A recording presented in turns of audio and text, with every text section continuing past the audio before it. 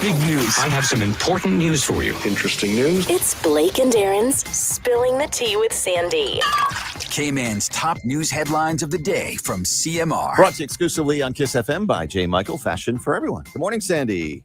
Hey, good morning, Blake and Aaron. How are you guys doing? Good. Happy Monday.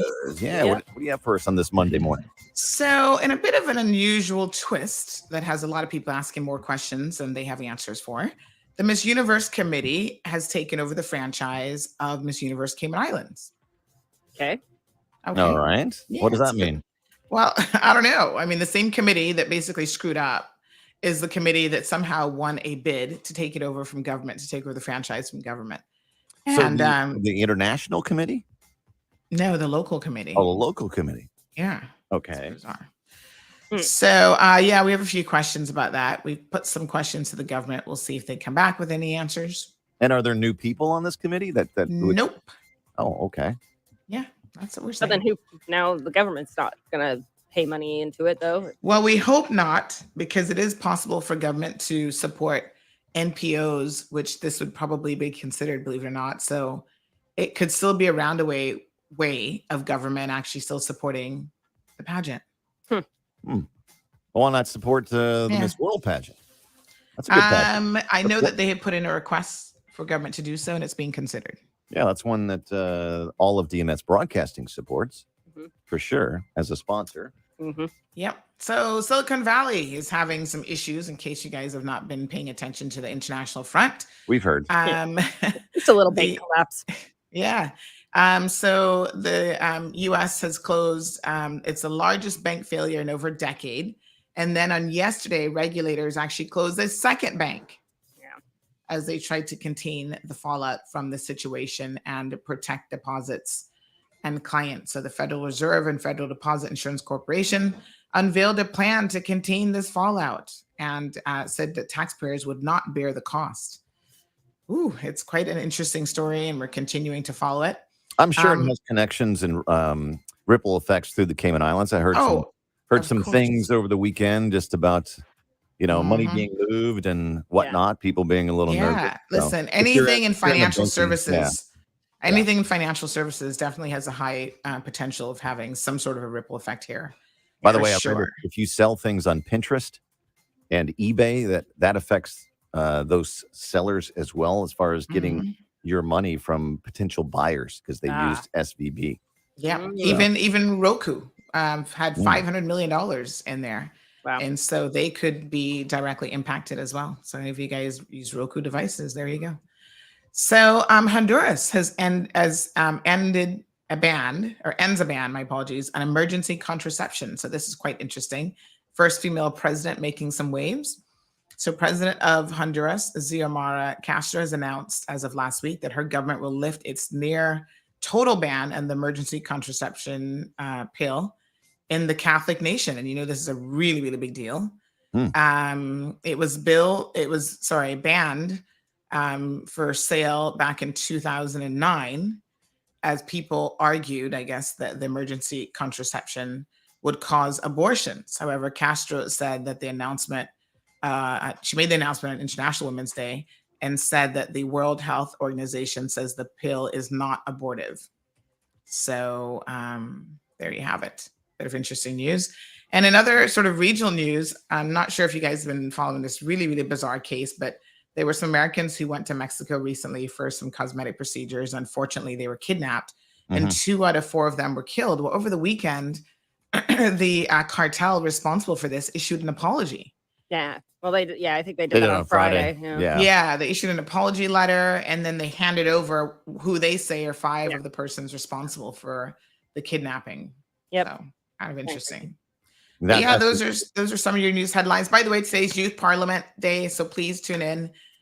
You get to hear young people arguing. They're going to be looking at transportation in the Cayman Islands, and one of their suggestions, which is raising a lot of eyebrows, is what they are calling a progressive income tax system in the Cayman Islands. Yeah, okay. Yeah. All right, well, check it out on Sandy right now on Bobo 89.1 FM. We'll see you tomorrow, Sandy. Thanks very much. Bye. All right. Good morning, everyone. Happy Monday. Bigger, better, bolder. The cold, hard truth is taking talk to the next level. Right here on Bobo 89.1 FM, Cayman's community radio. We are still spilling the tea. And committed to being part of the change that Cayman so desperately needs. Join Sandy Hill weekdays from 7:30 a.m. for Premier Access, Cayman Voices, Truthful Thursdays, and much more. Cayman's #1 talk show is now bigger, better, bolder, and more than talk. Getting results with hot topics, consumer reports, court exposés, and more. I've come to set the record straight. I've come to shine the light on you. Let me introduce myself. I am the cold, hard truth. Now, from the CMR studio in Grand Cayman, Live, direct. it's the cold, hard truth. Now, join the conversation on 345-936-2626. That number again is 345-936-2626.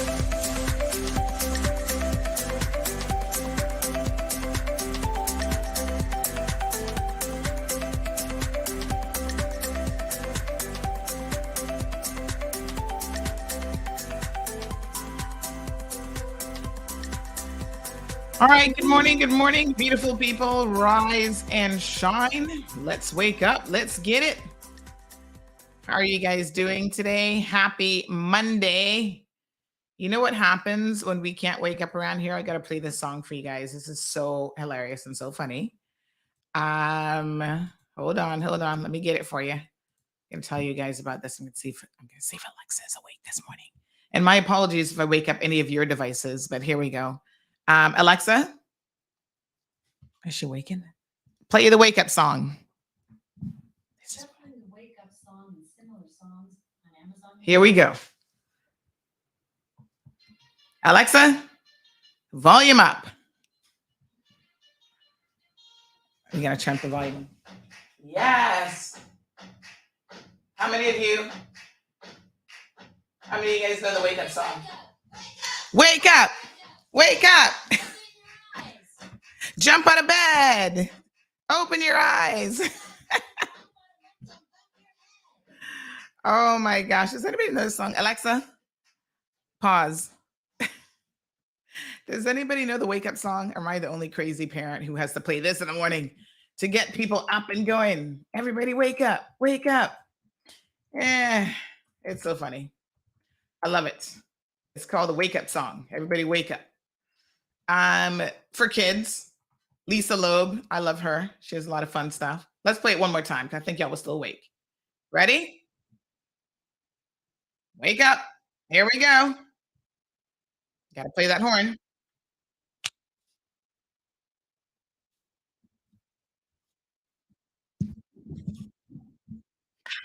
Everybody wake up. Everybody wake up. Oh my gosh. Wake up. Wake up.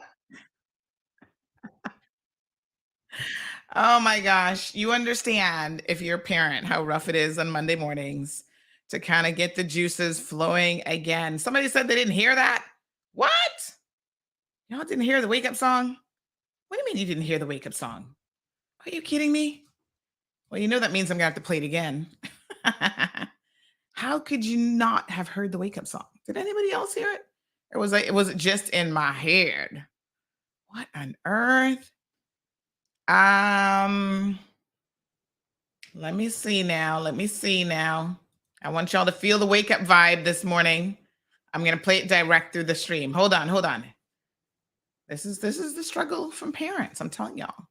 Every morning, we got to go through a little bit of this, but Monday mornings in particular are an extra struggle after the weekend. You know, you go through the flow of, you can sleep in whatever. Honey chill. Then all of a sudden, Mondays are like, Lord, can we get up? I don't know. It's kind of rough, kind of rough. All right, hold on. Let me see if I can find it because y'all claiming you never heard my wake up song. Hold on. I'm gonna get it. Oh, I see what I just did there. All right, one second. This is the vibe. Oh no, extract audio. Yes, here we go. Y'all ready for my wake up song? I need to save this in here, I think, going forward so that we can make sure that we are ready like Freddie in the mornings. All right, let me see. Now, where did I save it exactly? Like I said, you got to wake up. Wake up. In the mornings, wake up. Where's that folder? So strange. Hold on a second. Let me see where it actually saved it. Everybody wake up. It is, oh, I see where it put it. Duh. Tell you need something to get you woke in the morning. Still sleeping around here? Totally. All right, here we go. You guys ready this time? I feel like you need to get up, do a couple jumping jacks, get the blood flowing. Here it is. Ready? Make sure we... Yes.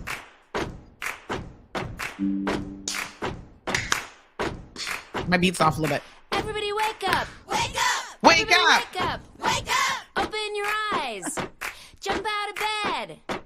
Open your eyes. Jump out of bed. If you're on the bottom bunk, don't bump your head. Everybody wake up. Wake up. Everybody wake up. Wake up. Everybody wake up. Oh my gosh. Alejandro says his little one's been up from 6 o'clock in the morning. Find your sock. Good. Find your shoes. Find your other sock. Don't hit the snooze on your alarm clock. Oh, it's hard not to hit the snooze on a Monday morning. Everybody wake up. Wake up. Wake Everybody up. Wake up. Wake up. Everybody wake up. Wake up. Everybody wake up. Wake up. Toothbrush. Toothpaste. Toothbrush. Oh, yeah. Wash your face. Your face. Roll out. Sound off. It's time to get up. You gotta get up. It's time to get up this morning. Yes, there it is. Wake up song. Everybody wake up. Oh gosh, let me stop it. It's going to keep playing. Oh my goodness. Y'all awake now? Are you really awake now? You're like, yes, Sandy, we are finally awake. Hello. Johan says, I hope Gigi has a sense of rhythm from her podcast, Auntie Sandy lacking this morning. Ooh, honey child. I do not pretend to have any rhythm. I don't pretend to have any vocal capability. When I used to try to sing in the shower, my dogs would howl along with me. I think that's an indication of exactly how bad it was. But guess what? I still don't care. I'll still be singing down the place. I used to remember how annoyed I'd get with my aunt because she couldn't carry a tune either. And boy, she used to love to sing her some Christian songs and Jesus peace. I'd be like, oh God, Aunt Lottie, please. Oh, I'm trying to remember one of her all-time favorites. It'll come back to me. Something about doing the right thing and shunning the devil or something, and it was always off key. And I was like, Lord Jesus, clearly you didn't give all the same gifts to everybody, but I guess that's what makes the world interesting. So no, he didn't really gift me with that. Although I kind of feel like, in my younger days, if I were more dedicated to the arts, more exposure and dedication. Y'all need to read The Outliners by Malcolm. And, it's all about exposure, really. What you get exposed to is what you can absorb and pick up. And, who knows? I could have been a Andrea Bocelli singing all kind of songs. All right, wake up. Morning, Cindy. Good morning, Siobhan. Johanna's in the house. We're going to talk a little bit of politics this morning. Aliano, Marshall, John, Joy. Miss Karen is here. Alejandro says his little one was up bright and early. Yes, get her up, honey chill. Anthony says, I did not what? Oh, you didn't hear it? Oh, well, I'm glad I played it the second time. Because clearly, y'all needed to hear. Everybody wake up, wake up. Just in case.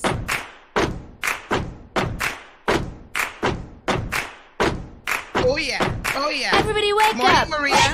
Wake up. Not listen, the songs that can get stuck in your head.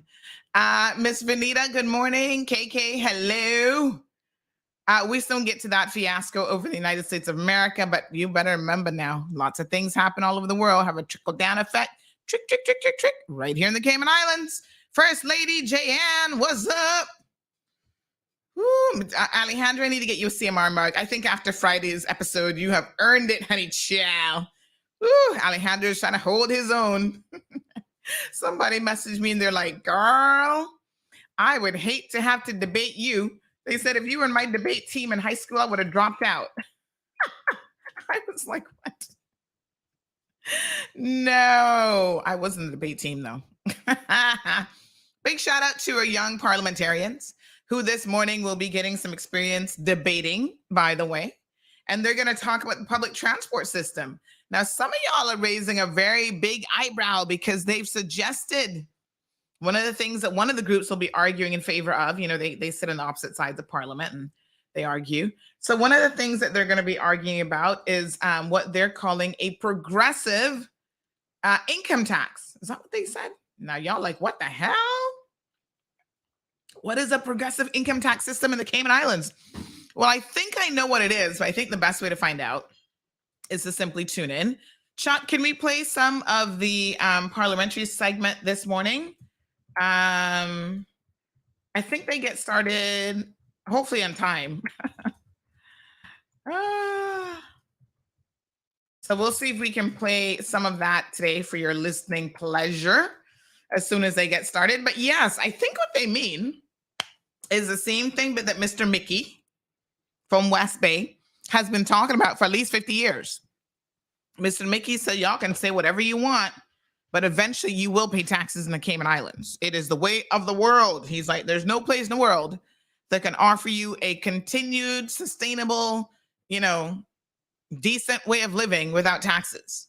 Well, I look around, I see people paying taxes who don't even have a decent standard of living. Those poor people in Jamaica, what taxes do y'all pay in Jamaica? You pay taxes on goods. What is it called there? Do you pay income tax as well? And there's land and property tax. Now, mind you, we do not live in a tax-free jurisdiction. If you believe that, well, I got about 1,000 acres in Georgetown Central to sell you for about $50 million. And the acreage is in the sky. Link me if you believe that we don't pay any taxes.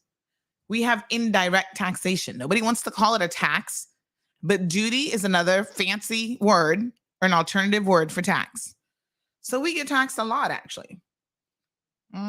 We get taxed when you got to buy land. Hello, honey child. Karen says to get the tea. Oh, yes. Can I tell you? I'm waiting on some more mugs. I've been trying out a couple different designs. So finally, I have one that is going to have the honey child on it. Oh, I'm still looking forward to that one. Hopefully, I'm going to get them today. Hint, hint to the person who's working on it for me. They're just not lasting. I should tell you, they go so quickly. But I'm just doing small orders to kind of fill a gap until I can put a big order together. But have a look at this. Let me show y'all something. Let me show you a little something. Hello. Good morning. Let me see now.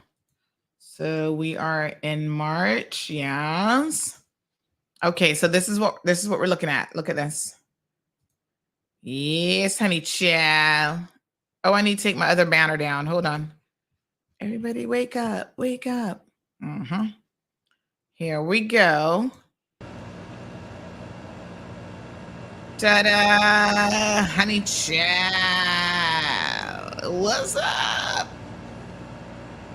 Oh my gosh, cute. Right? So that's what the new mugs are going to be looking like. The newest rollout.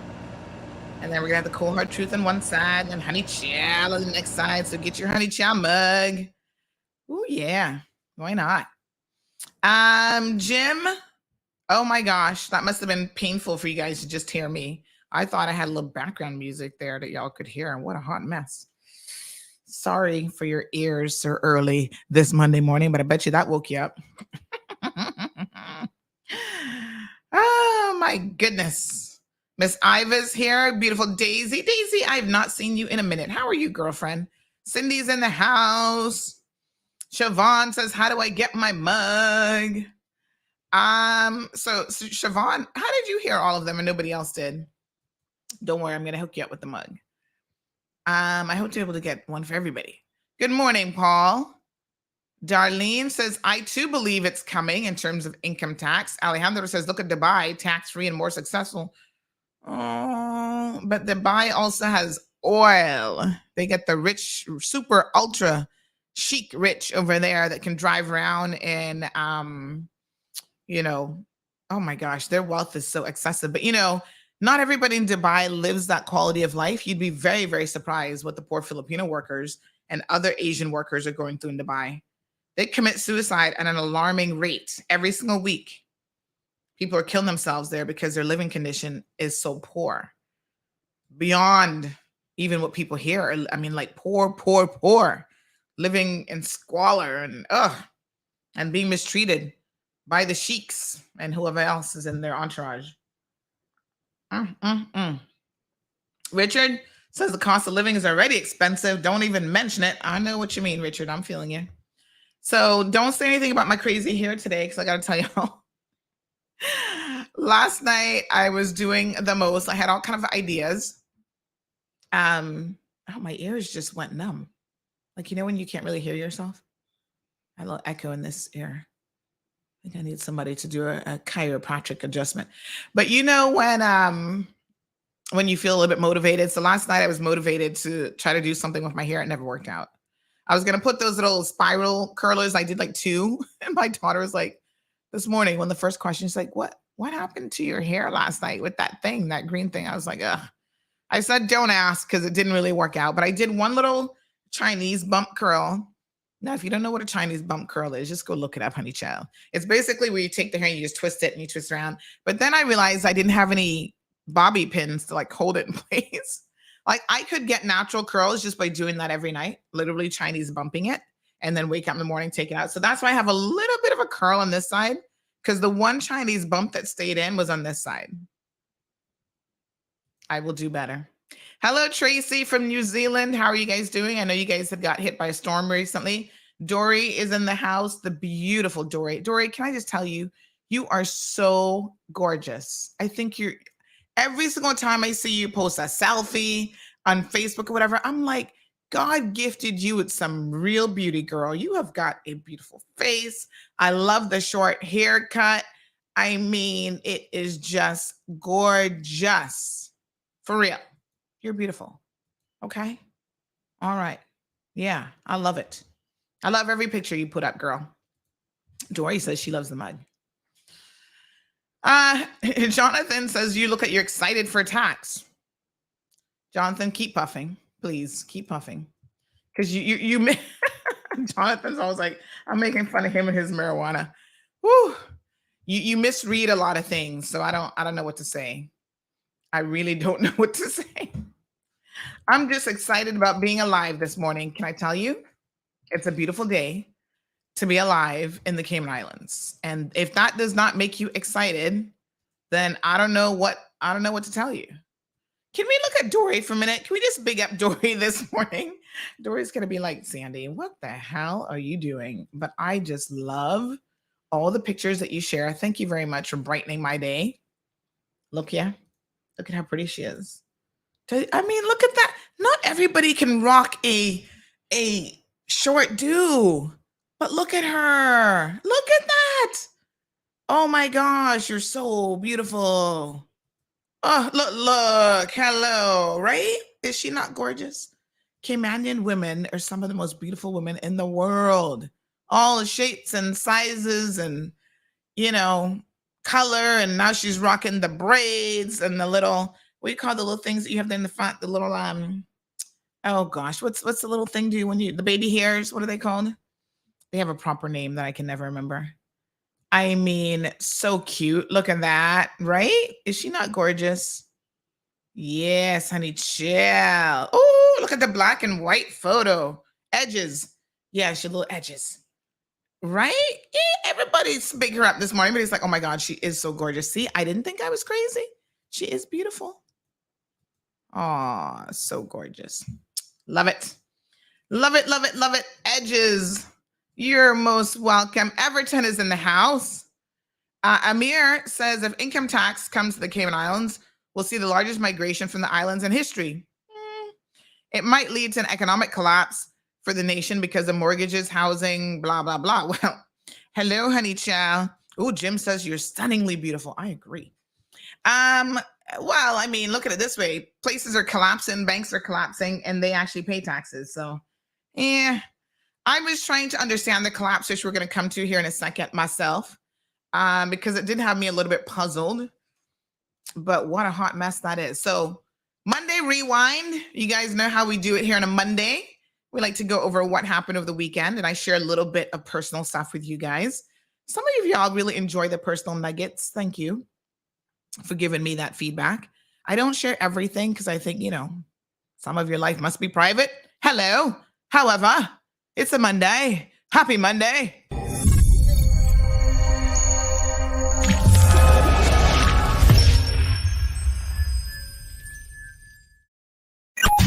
Time for Monday Rewind. The Cold Hard Truth's Monday Rewind show recaps the weekend's news and events so you don't miss a beat. Don't miss out. All the weekend's source, news, gossip, and well, it wouldn't be a weekend recap show without traffic accidents too.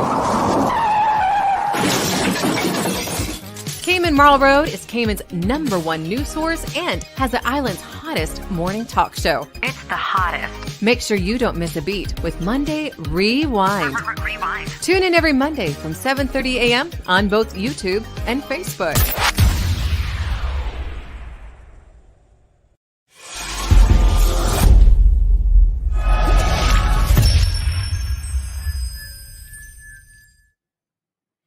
All right, folks, let's get to Monday Rewind. So we normally start with Friday after the show. So what did I do on Friday? So I think you guys know on Thursday, was that Thursday or Friday? That was Friday. Oh, yes, that was Friday. I went to the weigh-in down by Georgetown Yacht Club and enjoyed seeing all the boats come in for the BK Big Fish. So that was pretty exciting. Lots of, lots of boats. I mean, they were out there fishing, catching a little bit of fish. If you missed it, we actually did a live stream on Facebook. So do go and check that out. So they had 3 days of fishing, 92 boats registered, which was actually a record, highest number of boats ever registered. And then we had some, what do you call it? Weighing in, measuring of the fish. Now I want to mention, because some of y'all were like, oh, those poor fish. Y'all eat fish, right? I mean, I get the sense about not overfishing, but y'all do eat fish out of the ocean. That's where they come from. And so they actually had a minimum weight requirement as well. So if fish were under a certain limit, it was catch and release. So I think the guys in the boat obviously had access to, what do you call it? They had access to a scale and they could weigh it. And if it didn't meet the minimum requirement, they threw it back in. So, yeah, there was that. So that was nice. Gigi finally got her UK passport. Yay me. What can I say? Except, it's hello. It's, it is what it is. I mean, it expired last year and it took me a minute to get around to finally finding the time to sit down and renew it. It's mostly online, but then you have to send in copies of everything, all your documents. And then they came back and said, oh, we need proof of address for her. And I'm like, how do you prove where a 6-year-old lives?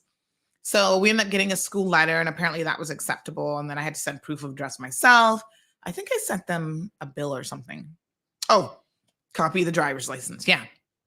So Anyway, that was fantastic. And yeah, finally got it. The big shout out to the DHL guy because I was so busy on originally it was supposed to be delivered today, but it got in a little bit early. And so I signed up for the online alerts and DHL alerted me that it's out for delivery. And I said, well, let me try and call.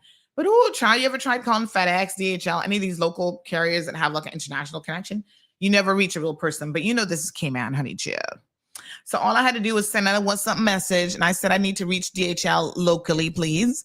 And they gave me people, my contact list, gave me phone numbers for the drivers. And lo and behold, the first driver I contacted was the one who actually had my package. So I said, young man, I'm really busy today, but I'm already in town for the day because he was out east doing his deliveries. So I'm like, I'm not at home, but just message me when you're back in town. He actually brought it directly to Georgetown Yacht Club for me and handed it to me as I was doing the live stream. Big shout out to that young man. Appreciate your service. So yeah, passport all sorted now for at least 5 years. Praise the Lord.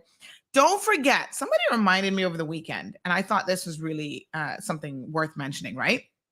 So do not forget that if you have a UK passport and you travel to the United States of America on your UK passport, which I think a lot of us do, that you still should probably get a waiver. Keep your Cayman passport for sure. But you should probably still get not a waiver, but a visa in your Cayman passport. Because remember, if you're in an emergency situation and you need to be air ambulance out of here, you can't travel on the UK passport. Big shout out to Kevin Watler for reminding me of that. Because I know we'd had this discussion years ago, and then I myself forgot about it. And I've never had a US visa, because remember, I used to live in the States. So I've never had a US visa, but I think I'm going to get one. And I think I need to get one for my daughter. Now I'm told that for children, you don't actually have to make an appointment with them. You do everything online, and theirs can be approved in that manner. But heaven forbid there's an emergency. Now you can get an emergency waiver, but that takes a couple hours. So if something happens in the middle of the night and they need to air ambulance you out of here, honey child, just have it ready in your passport. And always make sure that people, especially if you live by yourself or whatever, make sure that people know where your passport and important documents are kept in your home. So if something happens to you, those people can get the important people in your life know exactly how to get to those documents. So that's just a little FYI. Yeah, so we did that Friday, got her passport all sorted. And now on my to-do list will definitely be getting that, what do you call them again? What did I just tell you? The visas sorted out. And my passport and her passport. Marlon's good. He got Jamaican passport, honey child, and he got his visa. So, yep. And then Saturday, what did I do Saturday? Oh yeah, Saturday, honey chill. What did I do Saturday? So Saturday morning, I had to get up early, bright and early. And I took Gigi with me because Marlon's been under the weather. So he's had some kind of cold, this thing that's been going around. And we're up in here like, don't give it to us again. We've already had it. So I went to Health City to do my A1C test. Every 3 months now, I'm testing this number to see how it's going. So I'm supposed to get results, say, at 3:00. Wish me luck. I have been doing my intermittent fasting thing, and I've been trying to slowly make some improvements along the way. Honey, chill. Ugh. So I'm doing the 16-8 for intermittent fasting. So what that means is 16 hours out of the day, intermittent fasting. I'm actually going to try to get someone like an intermittent fasting expert, a physician on the show. And we're going to talk about this. There's a few people in the States that are really, really good. And fingers crossed, I can get them. I can hook up a guest appearance. But so yeah, I'm doing the 16-8 thing. I haven't stepped on the scale yet. It's not even been a month, right? So I'm going to give myself a little bit of time. However, other people have been looking at me. I went by Miss Elrita yesterday. Big shout out to Miss Elrita. She's got a birthday coming up. And she saw me and she's like, oh, Sandy, you look like you've lost a lot of weight. And I'm like, I do? I don't think I've lost a lot of pounds, but I think I am losing inches. So I think the fat tummy, the Santa Claus tummy, has probably gone down a little bit. And yeah, and I mean, inches are important. It's not just a scale, but the inches are very, very important. So that was Saturday. I did that. I took a nap on Saturday, which is a bit unusual for me, but sometimes I got to squeeze in a little bit extra sleep. And then, yeah, we kind of just hung out on Saturday, family time. And then yesterday, I was supposed to be doing some really important paperwork, and Lord Jesus, it never happened. You know the stuff that you hate to do, but that's really important for you to do? It's the mundane paperwork that makes you go, ugh, but you got to do it. That's what I was supposed to be working on yesterday, honey child, but it never happened. All right, let's talk about a few things that happened over the weekend because I need to update you guys on some of this sauce. So first of all, we're going to elevate this guy to jackass of the entire month, not just jackass of the day. This guy had a dog. Now, did y'all see this story about this guy with his dog and how he had the poor pregnant lady going in the water up to her waist because of his stupidity? So his name is Evan Marshall. Big shout out to Evan Marshall, jackass of the month. He is walking with this dog and a Heineken in his hand. And he thought it was funny, apparently, when the dog kind of lunged towards, he had the dog on one of those long, as you can see, retractable leashes. And I know those leashes can be a bit tricky because I know for sure I've had dogs before. Like if you don't lock it in a hurry, next thing you know, the dog is running all over the place, right? So you got to be careful. But this one sent us about a week ago. She said, "Good evening, Miss Sandra. I'm a 6-month pregnant lady who went for a relaxing walk on 7 Mile Beach this evening. Instead, I got stressed out, ended up having to run to sea and got all my clothes wet because I was trying to escape from a dog, picture below, which was on a leash, but long away from the owner, running towards me into the water. His owner was watching me laughing with his friends and quote unquote apologizing. Honey, chill. And when I confronted him, he ironically said I should call the police. Well, she messaged us instead of calling the police. She said people around me were notably shocked and asked me if I was all right. Can you please post this so that pet owners can be more aware of the public who might, or I don't know if that's supposed to be, might be pet lovers, but are still scared of them, to have eyes on their pets when they bring them on the beach and not stressing out people. Please post this anonymously. Thank you and have a good evening." So that was the original post, right? So anywho, had quite a few comments, Instagram, Facebook. Then Evan, in his brightness, as Caymanians would say, he believed he's bright. He decided to send us a message. Ooh, Evan, I don't know who told you to do this, but anywho, you're not so bright after all. So Evan sends us the following message, right? Evan then says, "Hello, Miss Sandra. On March the 6th, you posted a picture of me and my dog without my consent with the caption detailing an event that took place in 7 Mile Beach from an anonymous source. Instead of fact checking, you simply took one person's account of the event and posted it as factual." No, Evan. As you are well aware, your Instagram page has quite a following. And as such, I've been affecting not only, I think he meant to say affected, not only professionally, but I have received threatening messages. I doubt that. I'm writing to give you the luxury of advance notice, a luxury you did not provide to me. I'm asking you to please kindly remove this post from your page. Failure to do so will result in me obtaining legal counsel and proceeding accordingly. Thank you in advance for your time. Well, y'all know what I told Evan, right? You do know this is quite ridiculous. And so I said, "Dear sir, nothing done in public requires your consent. You were on a public beach and interacting with other members of the public. You taunted this woman that she should contact the police, and she opted to contact CMR instead. So remind me of what the issue is? ? For the record, other people witnessed this poor pregnant lady having to go into the water up to her waist. And oh, by the way, she intends to now take it to the police." Now, here's the irony of this situation. I keep telling y'all about the Barbara Streisand effect. Basically, the Barbara Streisand effect says keep your mouth shut, right? When you've done something or you're highlighted in a way, sometimes you just keep your mouth shut. Because when you then send me a letter telling me, I'm going to get a legal counsel. Who around here looks like they're afraid of legal counsel? I'm really just asking. Anybody? Anybody around here? Nope. Snuggle Bunny? Where's Gigi Snuggle Bunny? Not even Snuggle Bunny is afraid of legal counsel around here. Honey child.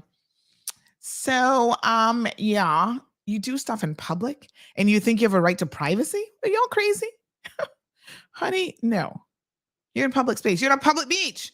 7 Mile Beach. You're scaring people with your dog. You might have been a little tipsy or drunk with the Heineken in your hand, but it ain't funny. Call your legal counsel all you want. Clearly you've got money to waste. Anywho, so then listen to the irony of this situation. Him and his so-called legal counsel. Oh, I'm going to call legal counsel. So somebody messaged and they said, Sandy, that guy, his name is Evan, which I knew because he messaged us from an account that said Evan Marshall. And they said he is a proper troublemaker. He's actually a student at St. Matthew University. And him and his little gang, are troublemakers at the university and on island. And the university knows about them. They've received complaints about them. And it continues to be a problem. So they encouraged this woman to reach out to the university and file a formal complaint. Because they're like, oh, your complaint would not be the first one against Evan Marshall and his gang of friends. And you heard how the young lady mentioned that he was with other people laughing with his friends. Well, honey child,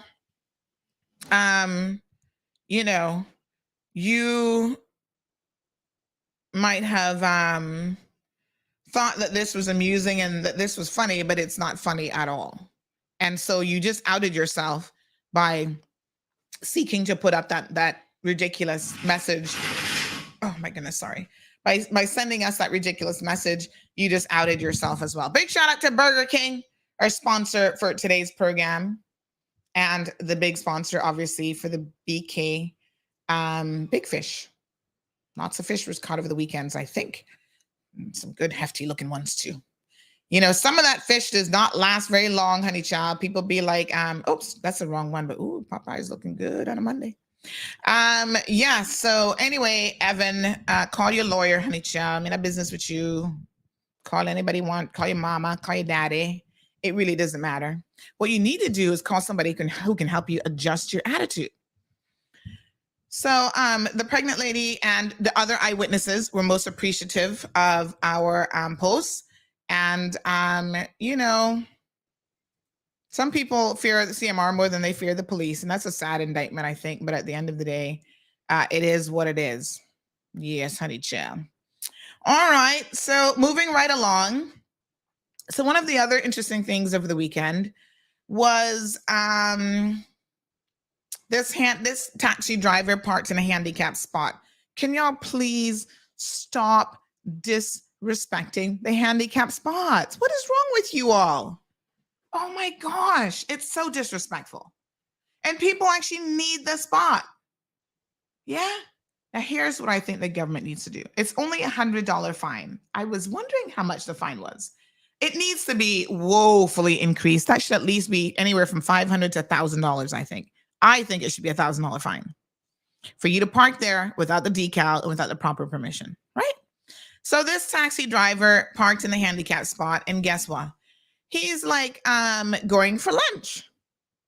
So y'all who didn't know all the facts were like, oh, well, Sandy, maybe y'all love to make excuses for people. Can y'all please, in the name of the good Jesus above, baby Jesus, stop making excuses for poor behavior? What if Sandy, what if he was helping some handicapped people? Oh, yes. And what if I won the lottery tomorrow and all of a sudden I was a billionaire? Like, really, that's going to totally happen. The chances of that are pretty slim to none. The eyewitness, we knew that wasn't the case because the eyewitness watched him. He was there getting lunch. Nobody was in the car with him. He wasn't helping no handicapped people. Sure. So anywho, those of you who like to defend bad behavior, we're like, So the question was, is it time really for us? We'll do this as a poll this week, in fact. Is it time for us to increase the fines? And I think most of you agreed that yes, it is time to increase the fines. $100 is simply not enough. Honey. So Kyle, I never know which one is the correct pronunciation for his name. He decided to jump in the comment section because I said something like, the last government, what did I say? I said, jackass of the day, disrespecting the blue spot will get you reported to the police and you can get a ticket with the evidence provided. Can we get the government to increase the fine, please? Who's on board that $100 is simply not enough? This was a recommendation under the last government, but they did not deliver. They did not deliver on it. Leave your comments below. So I don't know why Kyle always feel like he got to be defending the progressives. I don't understand it. He does it a lot, and I don't really know why.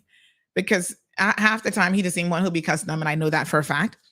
So here we go. He says, yeah, blame the last government for everything. I do agree, raise the fine. I'm like, dude, the reason why I'm blaming the last government is because they had, 12 plus years in office? And the recommendation, they actually got a committee together, the Disability Council. The recommendation was made under their government. So who else am I going to blame? You know what I'm saying? It's like, I'm supposed to blame who or not blame who? So I want to remind you all of something, because somebody, pinched me and said something. And I thought, you know what? I must remind the people, the good people of the Cayman Islands, to please remember the facts. What do we always say in this program? You're entitled to your opinion, but you're not entitled to your own facts. Now, here's a fact, okay? Alden McLaughlin and his government should have delivered on a lot more than they ever did, honey child. And why do I say that? Let us look by comparison at how top heavy his, hold on now, not the civil service, his own entourage of political support team was. Listen to this. That government, the former premier, had Tammy Chisholm. Hold on now. Y'all gonna want to hear this. Julie, what was Julie's last name? Hutton. I forget what her official title was. Some communication. Where is Julie, by the way? Not heard of Julie in years now since they've been gone. Kieran Stigant. Don't know because he's not Caymanian, so I have no clue what that last name really is. Jana Pucci Bush. She's a civil servant, so that would be his PA. Frank Cornwall, political assistant, non-civil servant. And hold on, who else did he have? Roy McTaggart. Jesus, not Roy McTaggart. Roy Tatum. Okay. Plus external agency support. Let me say it again. Kyle, whatever the hell your name is. Pay attention this morning, okay? Class is in session. I'm going to slow it down, flip it in reverse, and back it up. The former premier had the following additional assistance available to him that you, the good people of this country, were paying out the nostril for. Pay attention. Tammy Chisholm. She was cabinet. What was her title again? Cabinet communication something. I don't know. Julie Hutton. Only God can remember what her title was. Roy Tatum. Political extraordinaire. Kieran Stigant, whatever.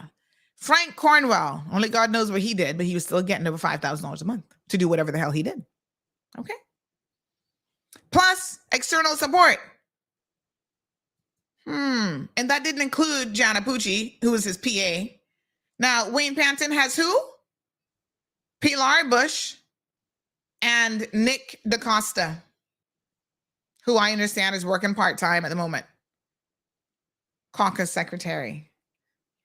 You got 1, 2, 3, 4, 5 people plus agency support, and Wayne Panton has 1.5, and y'all have the audacity to ask me, why am I asking why the last government didn't deliver on a lot of stuff?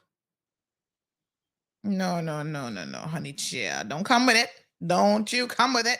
Go back and look at their policy document. You'll see the former premier, Alden McLaughlin, actually mention some of these individuals. Let me show y'all a little something now. Here is the PDF document.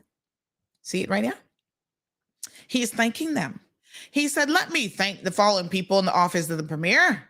Roy Tatum, head of the office of the premier, along with Kieran Stagent, whatever the heck his name is, Julie Hutton, Tammy Chisholm, Jana Pucci Bush, and Frank Cornwell for their support and dedication. He had a whole entourage of people, and yet he still couldn't get certain things done. Why? It's not like you didn't have enough people. I'm just saying. So when I say yes, they should have worked on that, I don't want to hear no meow story. The truth is, it is what it is, honey child. Let me look at this guy, Kieran, Stiegant. I want to see what I'm sure he must be on LinkedIn, right? Let me see. Apparently there's some famous person with that name as well, a movie star. Oh, okay, man. Let's see where he's from. All right. Can I find him on LinkedIn? United States government.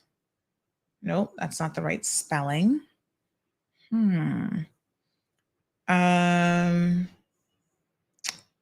So it said Roy Tatum ably assisted by him. Why did Roy Tatum need help? Roy Tatum was making like $12,000, $13,000 a month. What he needed help for? Jeez, on peace. Y'all need to wake up. There's some serious money being spent. What was his title exactly? Let me see if I can find it in this document. KIE. What's the name? Hold on. Okay, no. Where is it? Anyway, he had 1 million people. 1 million people working for him. Mary Rodriguez still around, chief advisor, strategic reforms. What a hot mess. Yeah, anyway, folks, these are some of the people that he had assisting him. Of course, his name is spelled different. Is somebody misspelled the man's name? Because here it's spelled one way in this document. And then I see online it's spelled multiple times. He's described as a local government expert. Thank you, CNS. I see your girlfriend going all the way back to 2015, but they have his name spelled differently. So Alden or somebody in his team, imagine he had all these people and he still misspelled the man's name. Oh, that is rich. He misspelled it in this document. Now that's quite interesting. It still came up. So it's actually Kieran Steigant. It's not I-E, it's just I, no E. All right, there you go. So apparently he's a former chief officer and most recently chief executive in one of the UK's largest local authorities. And he came on as a special advisor to the past government. Y'all take that. So they got all this expert help, all these special advisors. Let me show y'all a picture of him. Because here he is with the former premier. And they paid for more reports than baby Jesus could, and all this kind of stuff. And so y'all wonder, when you talk about value for money and actually getting things done, y'all are wondering, why is Sandy asking these questions? Well, I'm asking these questions because you have to help it make sense. I mean, otherwise, I simply don't understand why you would think I'm being unfair to the previous government. I'm not being unfair to anybody. I'm saying if you had all these people working with you, Tammy, Julie, Frank, and this Karen guy, we'll leave Jana out because she's a civil servant, right? Here he is. There he is. You bring on the big wigs. You bring on the experts. Well, what kind of expertise are these people really and truly offering? I would love to see how much they're paying him, honey child. Consultant. And you still can't pass the most simple of things? Yeah. No, TD.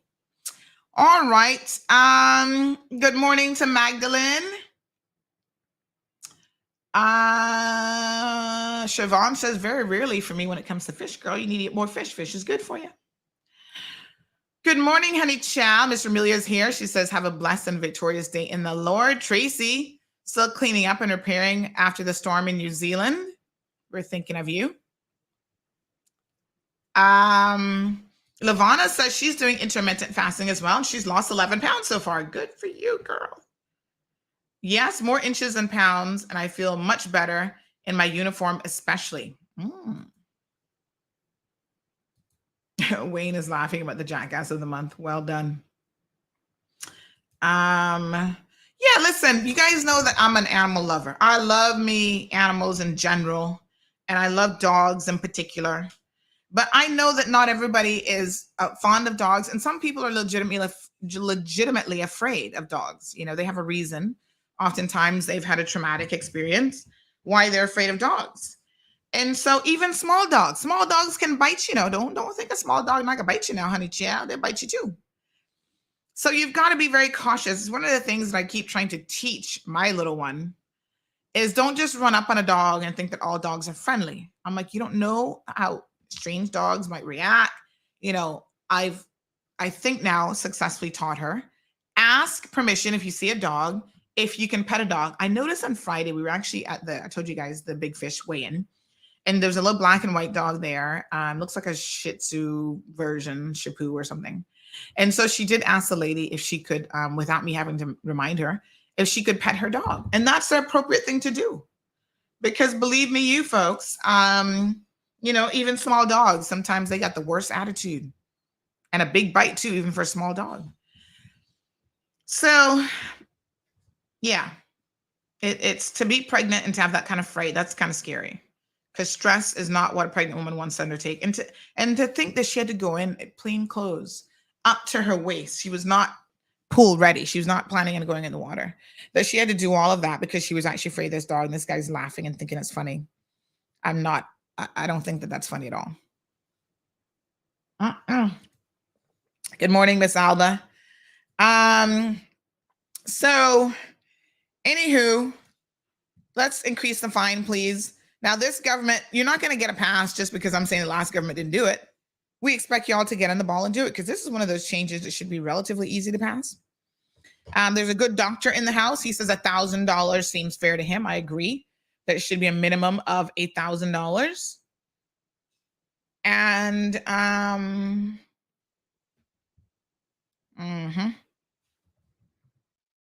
let me see here now. Good morning. Why are you so happy this morning? Did Jonathan share some weed? Lord Jehovah, no. We don't need weed to be happy around here. Just tweak your attitude, honey child. I'm happy because I got life and I've got health and I got a good family. I got good acquaintances, good friends. What is there not to be happy about? Please tell me. Y'all don't complain too much. So listen, speaking of dogs, so you guys know, I actually had a dream last night about my new dog that's coming. You guys know I have a very vivid dream world. I dream a lot, and my dreams are very, very detailed. Full color. Those of you who don't dream, I don't understand. Like, I think it's so weird to not dream because I've dreamt my entire life. Sometimes, have you guys ever had a repetitive dream? I used to have a repetitive dream for years. When I first went to the States, I had this dream over and over and over again, even now. All these years, I haven't had it in a long time, but it is still embedded in my brain because I had it so many times. It was about being in Canada. But anyway, so I was dreaming about the new dog. We think her name is going to be Daisy, because that's what Jana wants to name her. We'll see. Because yesterday she was like, maybe we can call her, what was the name yesterday that she mentioned? Oh God, I can't remember now. But anyway, we kind of settled on Daisy. So we've been saying, yep, Daisy's coming. So I had a dream about Daisy last night. She's coming from Jamaica. So in my dream, I was in Jamaica with Daisy and, all this kind of stuff. But over the weekend, my daughter said to me,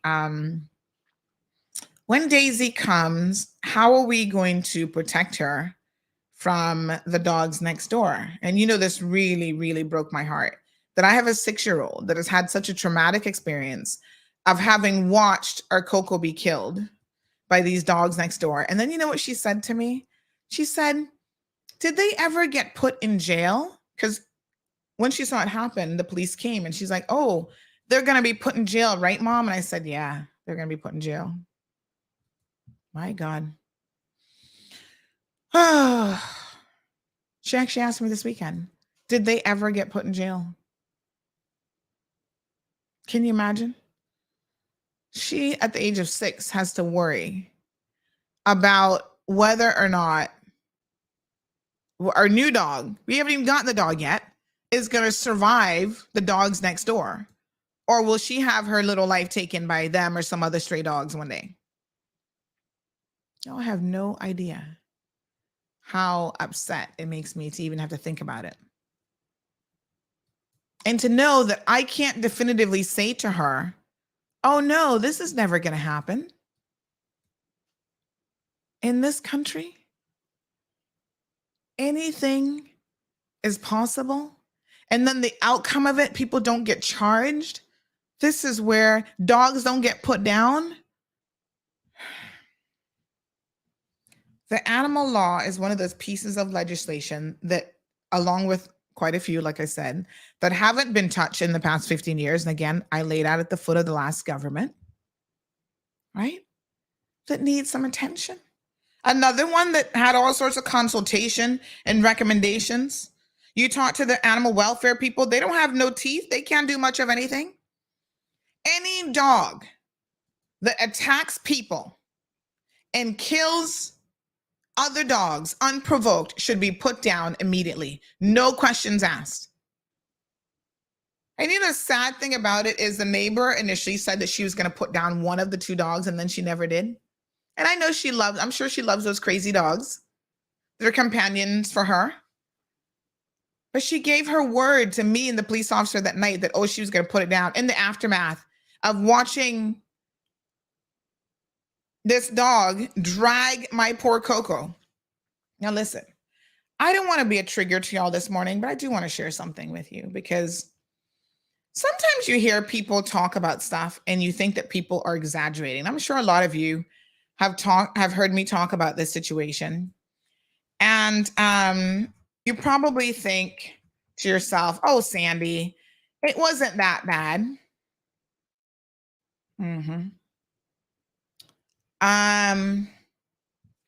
It's good that you can believe that. Yeah. But in fact, my webcam, my door camera caught everything.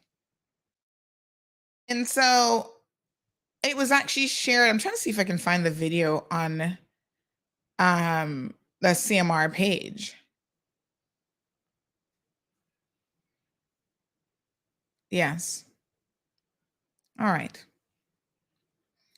Like I said, I don't want to be a trigger for you all, but I'm going to share something with you this morning, because every single MP in this country and every single person in this country who thinks that we can continue to not have decent legislation that protects people, decent legislation that protects,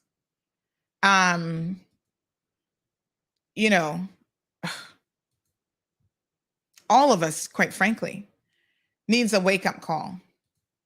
I'm going to show you all the video on the night that my Coco was killed. It is the most horrific thing that I have had to endure. The most stressful moment, I would say, probably of my entire life. And I do not exaggerate when I tell you that. I was simply walking out my door, thinking that I was going to have just a regular night, nothing out of the ordinary, right? Was preparing to get ready for bed. And this is what happened. Just walking out my door out of nowhere. I'm warning you. Yes, Jim, you probably don't want to see it, but I for those of you who can bear with me and experience what I went through in November, on November the 30th of 2020, you need to listen, and then you need to message your MPs, because I'm not the only person who've gone through this, right? There are other people who have gone through this and who've had to endure this. Their dogs actually attacked, not just killed my dog that night. We found out that they were on a night of terror. They went into another part of the neighborhood and attacked another dog, and it took like 5 people to pull them off of that one dog. And that was a big dog. He had a bit of a fighting chance. They bit another person who had to go to the hospital, go to the emergency room, and get a tetanus shot. And those dogs were able to still roam around, and nothing ever happened to the owner. She was never charged with harboring dangerous dogs. You see, there's different justices doled out in this country. And I can tell you that if it was me that had that dog, or one of these little boys from Windsor Park, you would have been hauled into court. Yeah, but we don't treat everyone equally. I'm telling you, it took every good part of my fiber of just being a decent person to not kill those dogs after the fact. Because in the moment, if I had a machete, I would have done it. Watch. And those of you who can't watch, I completely understand, because I am going to take out my headset and walk away for a minute while you guys watch this.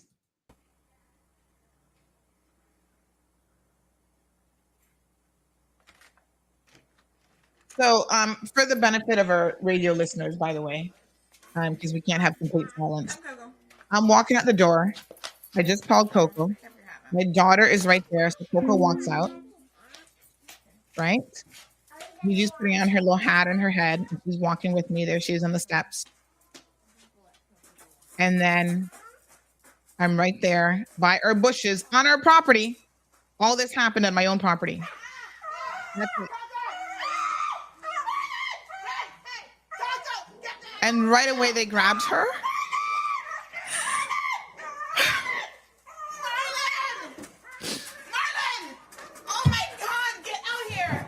Oh my God.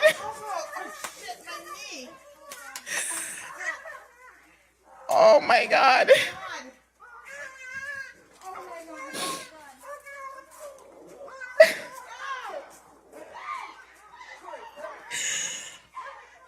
Oh my God. That sound that you hear is my poor dog screaming for her life. You have no idea how much this hurts me. We had friends over that night. Here's my friend. She was pregnant, so she could not even do anything. I had to take my daughter back inside so that she could not see how this ended. My poor Coco, neighbors came out. She's fighting for her life. And these dogs would not let go. This is my girlfriend. This is Misha actually taking Coco inside. And I literally I've never had a panic attack in my life. And that night I had a panic. This is me running back inside to get the wasp spray to try to spray these dogs. And they would not let go of my dog. Right? Yeah. And oh my God.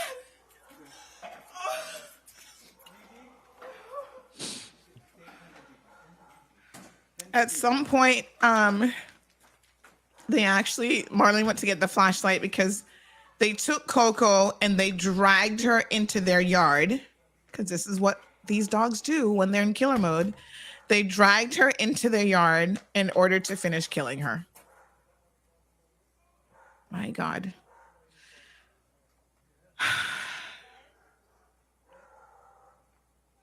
I can't tell you guys how incredibly difficult of a night that was. Eventually, the owner woke up. I don't know what the hell she was doing. Came outside, and she said that she was going to. Did you get her back? Yes, please come down. She said that she was going to put the dog down, and she never did, because she felt like one of the two dogs was the aggressor. And I said to the officers that night in the animal welfare, I'm not going to show you guys too much more of this, but trust me, it goes on for quite some time.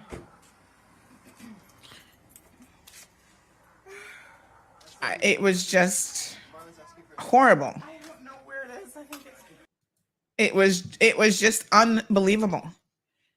And so I said to the officers, and then we later found out that the dogs had attacked another dog, had been a person in the process of that. How these dogs were able to stay alive, only God knows. But that's the slackness that we have in the Cayman Islands. There should be one standard of operating in this country, right? Your dog kills another dog. I'm sorry to say, as much as I love dogs, they should be put down. They bite a person unprovoked, they should be put down. And yet in this country, we have multiple instances of dogs biting people more than once. And nothing is done about it. I mean, it's just pure slackness. You know? She gave her word that evening that those dogs would, at least the one dog she said, would be put down. And here we are going into 3 years, and they're enjoying their senior years and enjoying their life when my poor Coco had her life taken from her. You know, she went through surgery, but unfortunately, by the next day, she couldn't make it. And my husband refused to let me see her because he said, I don't want you to see and remember her like this. She was such a good dog. She didn't deserve that. And it makes me really upset that all this time later, my daughter, still this weekend, is wondering if this is going to happen again. And I can't even say no. Or I can't even say that if it happens again, that we're actually going to get some justice this time, because apparently it's going to just depend on who the perpetrator is and what the DPP's office decides to do. Because some people get charged for every and anything. You look at somebody wrong, you get charged. And other people, it's like, oh, well, you know, whatever. Wayne Panton and Pat Government, we got a lot of legislation that you guys need to be working on, but can we please get some immediate action on the animal law? It's horrible to think that I've been through this once. Other people I know have been through similar situations. You know, we lived in our previous neighborhood where the dog next door was always trying to attack Coco. And the authorities, the police, animal control, they're all impotent. They can't do anything. And they blame the law, because police are like, oh, it's not our job, it's animal control. Animal control is like, oh, it's not our job, it's police. It's like, really? Everybody's passing the buck. It's nobody's job. And then when they finally, oh, yeah, well, okay, we can take a report, we'll give it to the police, they send a file to DBP, still nothing happens. Yeah, the owner should have been charged. I get that she was not aware of how dangerous her dogs were, but she also never bothered to socialize her dogs ever, helping to create part of the problem why they want to go around killing other dogs when they get out. They've never been around any other dogs, and they've been locked up in a yard their entire lives. And this is what happens to some dogs when you do that to them. They see an animal of any kind, a cat, a dog, whatever, all they want to do is kill it. And if you can have a dog and you don't even understand anything about dog behavior and how dogs operate, then you should not be a dog owner. Right?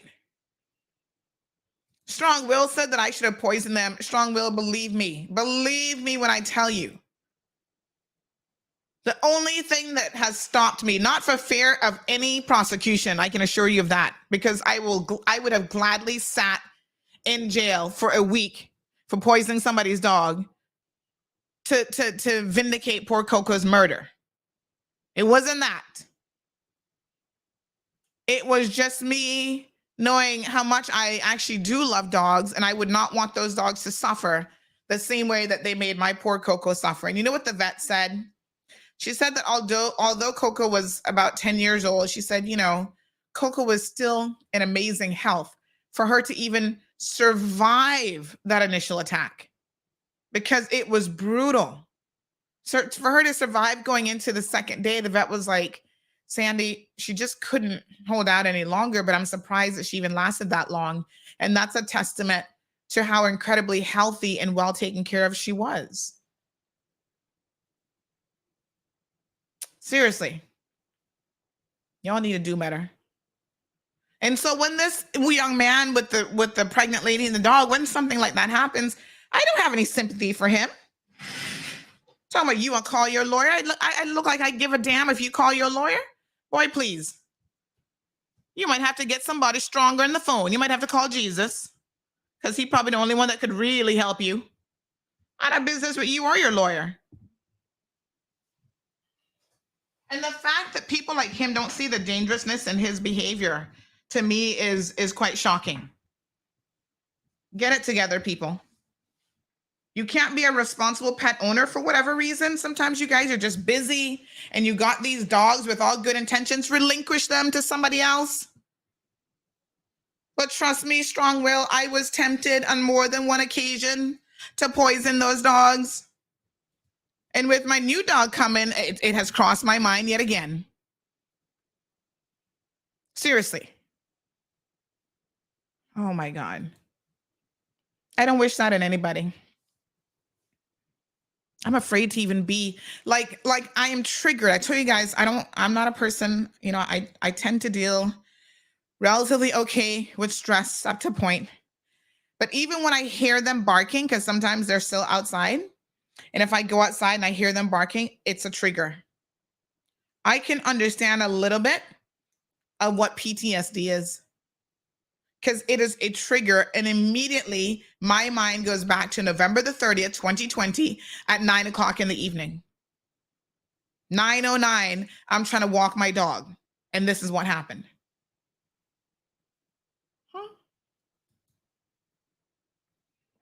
Mona says that she was always wondering what happened to Coco. Oh my God. It was unbelievable. Yornell, thank you so much. And it was very traumatic for her. And you know what is so sad? She would go around talking to total strangers after that. It's just so horrible. She'd go around talking to total strangers about how her dog got killed for months and months after this happened. And I would listen to her because I didn't want to like stifle her ability to communicate about it. She would then start blaming herself, and she would say that it was her fault what happened to Coco. And I'm like, how is it your fault? It's not your fault. I don't know why she thought that, but she would actually say that. A 4-year-old telling people and saying to me that it was her fault. Oh my God.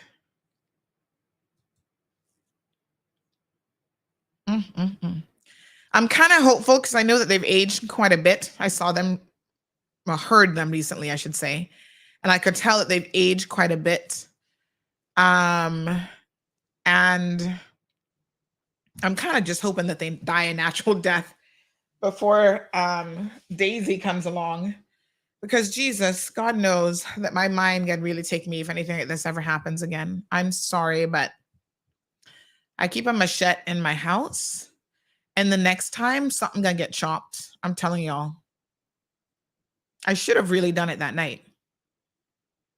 I really should have done it that night, but it's a lot easier said than done to take anything's life, trust me. But I was so upset. I literally had to come inside and lie down on my bed because I was hyperventilating, and my heart was like, you know, they're like, oh, do you want to go to the emergency room? Because I really felt like I was having a heart attack. That is how stressful of a situation that was.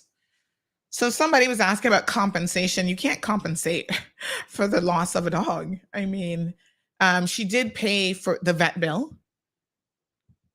That doesn't compensate me in any way, shape, or form. Trust me. I should send her the bill for my new dog is what I should do.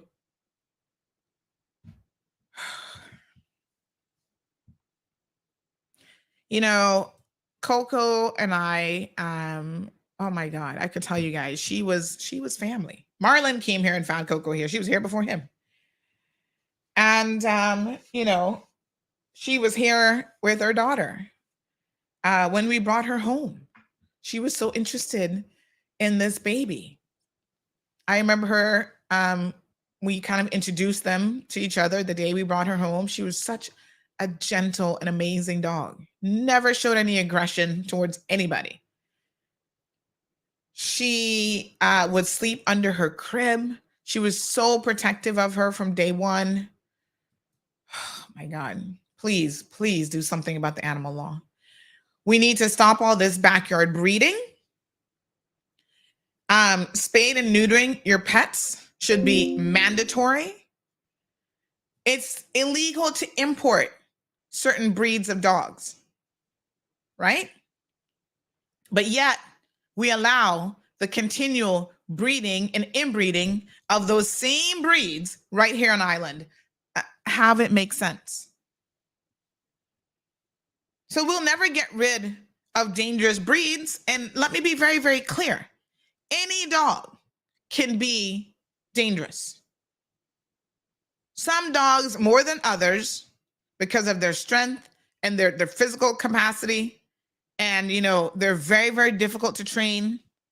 And we have irresponsible pet owners who don't even understand how to train their dogs.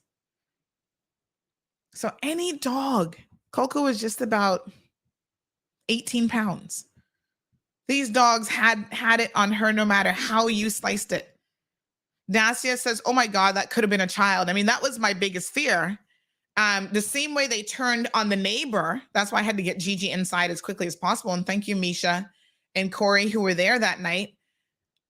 They turned on people and bit people when they attacked another dog up the street. My immediate concern was to get Gianna out of the way. So she didn't witness the entire thing. She was taken inside by Misha. But what would have stopped them from turning on me or on her? Nothing. And so, you know, my neighbor, nice enough person, but I cannot forgive you for not keeping your word. You said, and she was more concerned about me putting in a mall road than anything else, imagine. You said you were going to put the dog down and you didn't. You're there in that house by yourself with these dogs. One day they could turn on you. I want you to think about that. I'm not trying to put my goat mad on you, God knows. But the same way they bit other people, maybe now they're a little bit older, but nobody could stop them that night. Everybody tried. There was nothing that could be done.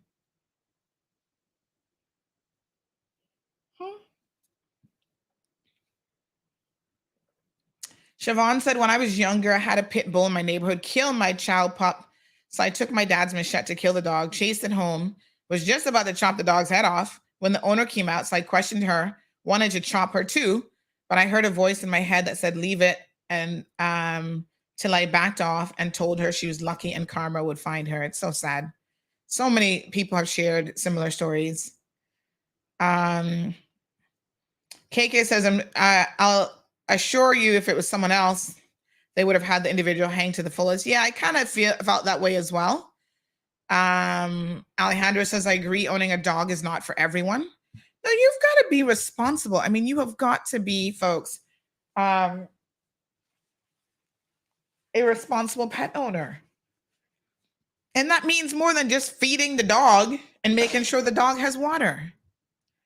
Well, Tracy, this is an interesting story. She said that some gardeners had come that day and didn't latch the gate back properly. And so they got out. Now, here's the crazy thing. We went back and looked at our CCTV cameras, and these dogs were out for hours. And she, the owner, and you know what? Coco was actually barking at the door that night. And we were just, we had company over. We're like, oh, Coco, stop your barking. We didn't realize the reason why Coco was barking is because these dogs were outside. They were actually marking their territory in our yard way before this attack happened. We gave all that footage to the police. And what did they do? Jack shit. That's what they did. Nothing. Yep. So she said somebody apparently was working on the fence or some foolishness and left the gate open. But you have dogs that you know are crazy and you don't go out there and double check the gate and they're out roaming the streets for hours and you don't even know at night. You see, this is where the irresponsibility now comes in. She puts them in at night, I figured they might have been poisoned already. So she leaves them out to a certain time and then puts them inside. Strong Will says that they could have bitten me as well. Oh yeah, and I ended up hurting my I twisted my leg in this whole thing. I mean, it was just, oh God, I'm trying to get over it. Trust me. You never get over it, but I'm trying to move past it. C.E. Banks said, good morning, Sandy. Some of these St. Matthew medical students are just a joke. We need to send them back on a plane like many more in Cayman who think once they land, they own Cayman. Thank you, Daisy. Yeah, I mean, you've it's disgusting. Melanie says the owners need to be chopped, irresponsible pet ownership. Yeah, there's a lot of things I think that, demonstrated. And, the dogs would always be at the fence, like barking at each other, and you could see the aggression because then they would start fighting with each other when they were barking at Coco. Like she'd bark back at them. That's what dogs do. And then the two of them would start fighting each other. I mean, I just never really thought about how incredibly dangerous they were. But because they had never been outside before,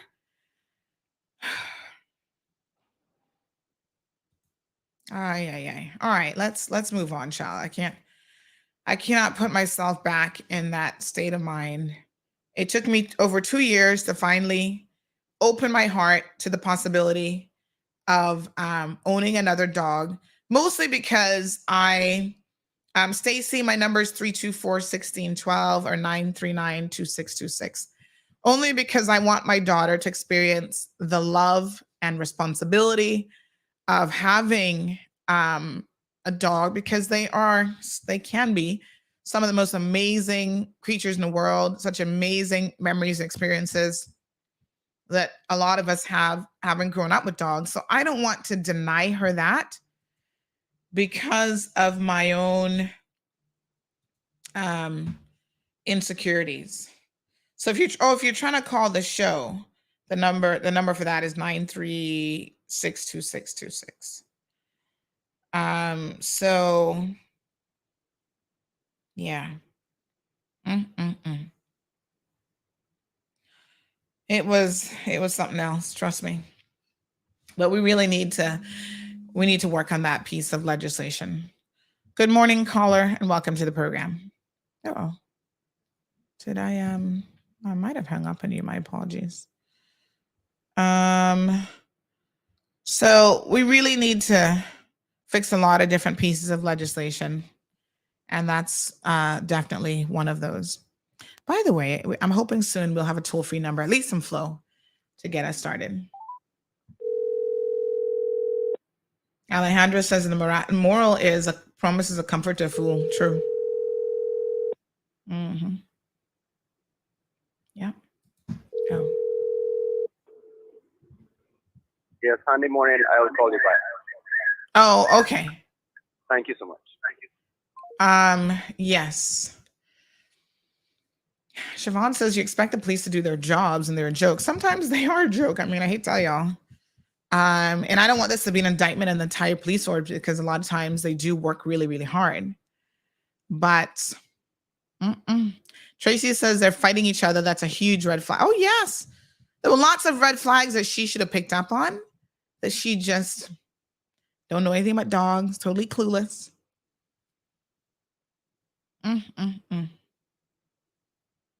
Mr. Good said, I think the police did exactly what they were supposed to do, sit back and relax and wait for you to react so that they could then throw the book at you. Oh, yeah. Well, I would have been in jail had I killed those dogs. Oh, no, we have a fence. And since then, we have put up our own fence and gate. But listen, if a dog is motivated, first of all, we walk the dog. Like we actually walk the dog. So Coco was going out the front door for a walk. And they hit her right by our cars, like right on our property. And what is so interesting? Let me tell you something that now I don't appreciate with the police. When they came back and they had the audacity to say to me, oh, well, where exactly was your dog? Was she in the public road or on your property? I said, what? I said, we've given you the CCTV footage. She was actually on the property, but let me ask you what difference it would have made. Y'all are trying to tell me that it would have been okay for this to have happened if this happened on a public road? You see the slackness that we have to deal with the RCAPS sometimes? Listen to me. Sometimes it takes every fiber in my body to not really tell them what I think of them, And like I said, I don't paint all officers with the same brush because I know a lot of officers are working extremely hard, but some of them, Alejandro says stupid and illiterate. You better believe it. Some of them cannot read and write. And that is not an exaggeration. I've had police officers write statements, that you're supposed to speak and they type it out. And I said, you know what? Just give me the keyboard. Let me type it myself. Because me having to spell out every single word for you, because you don't even know how to spell and can't write and it's still gonna have a million typos that then I have to try and correct. Let me just email you the damn statement. This is who we're hiring in the police force and paying them, might I add, a pretty decent salary for people who can't read and write. And let me be very clear. These are not Caymanians that can't read and write, in case you're wondering. This is imported officers. You take that.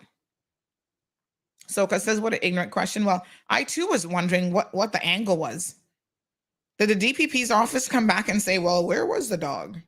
Because somehow killing a dog on a public street versus private property, there is a legal difference. My dog's still dead. You understand? And y'all did nothing about it. But rest assured that history cannot and will not repeat itself.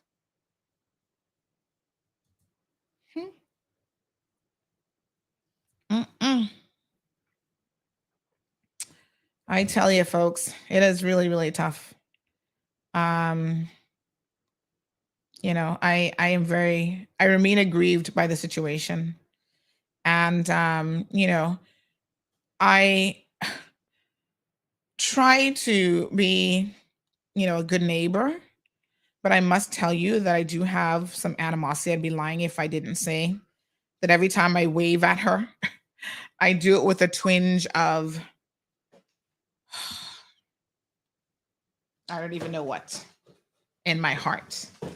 My heart is not pure on this topic. I still carry some anger over the whole situation. More hurt than anger, but I still am angry. I think she communicated to my husband that maybe she wanted to call me or something like that. And I suggested to him that she not do that because I would not have been responsible for what I said on the phone. All right, let's move on, folks. Scammer. Actually, let's take a quick commercial break. I feel very heavy after all that. I need to unload the heaviness. Folks, listen. Caymanians, pay attention now. We're always complaining about not being able to afford things. And I, trust me, know how tough things are right now for people. I had someone over the weekend message me if they could get $25 to just buy some food because, by the time they're finished paying their bills, they don't have anything left. And I'm going to try to see if I can get them a food voucher. But what I wanted to say is it's really important that we help each other where we can. And it's also important that those of you who have a little bit of leeway in your budget, that you consider your future. I was watching a video the other day about not buying a lifestyle until you can actually afford it. Because some of us, the second we start working, we try to buy a lifestyle to impress other people. So we got to buy certain types of cars. We got to buy name brand this and that, name brand watches. We got to look the most to impress other people. And the truth of the matter is, those people don't care what name brand stuff you're wearing. But, in our desire to people please, this is what we do. And a lot of times we put ourselves in a financial situation because just like not all days are going to be rainy days, not all days are going to be full of sunshine. Not all days are going to be full of wealth. Some of the richest people in the world know more about poverty than you could ever imagine. They've been there. They've done that. Nothing lasts forever. And so during the rainy season, you prepare, right? I should have said it the other way around. During the sunny season, you prepare for the rainy season. You fix all the holes in your financial life. You give yourself a little bit of a cushion should something happen to you, because it doesn't take much to wipe you out financially. I remember when I moved back to Cayman, man, if I could turn back the hands of time, and I'm not a person who often says that, but the one thing I would do is I would acquire more land. I remember distinctly, not long after I came back, I was working at Maples and Calder. People had land in Savannah, an acre of land for $60,000 for full acre,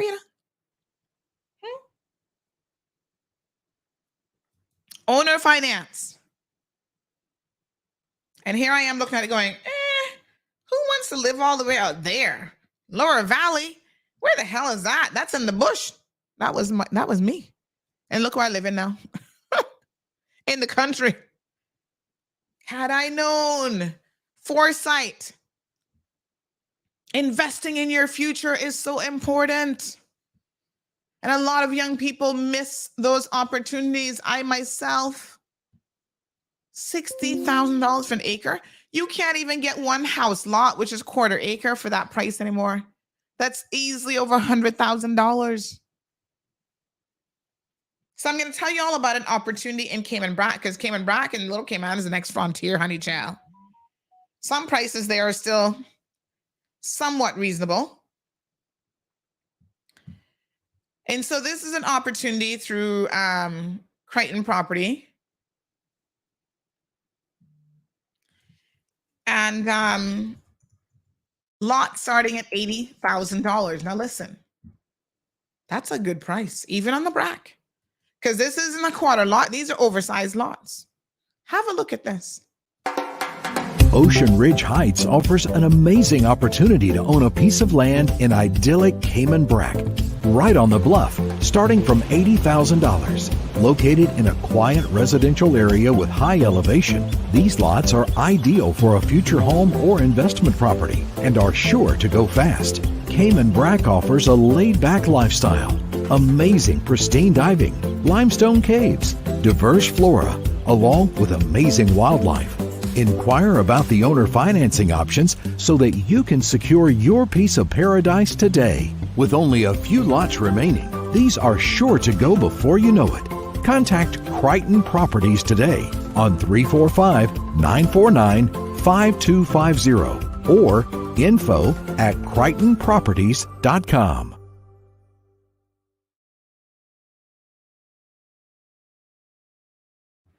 Y'all understand how owner financing works a lot of times.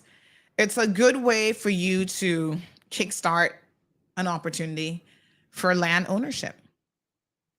Give them a call, get the details on it. Small percentage down, and then you just pay a little monthly fee.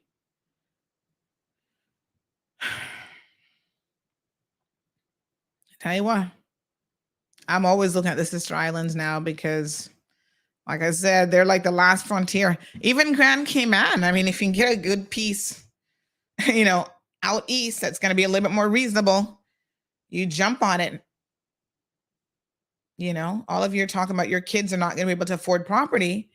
What that means is that you need to secure it on their behalf. buy land. Our forefathers didn't have a lot of foresight sometimes with this stuff. Some of them did, and a lot of them didn't because they sold property for little or nothing. They didn't see the value of it. Oh, that's swampland. South Sand. Nobody wants South Sand. All swampland. We're looking at it now.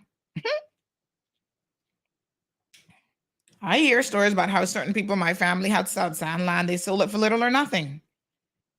So they could go shopping in Miami and buy 5 pairs of the same shoes. Lack of foresight. We definitely perishing.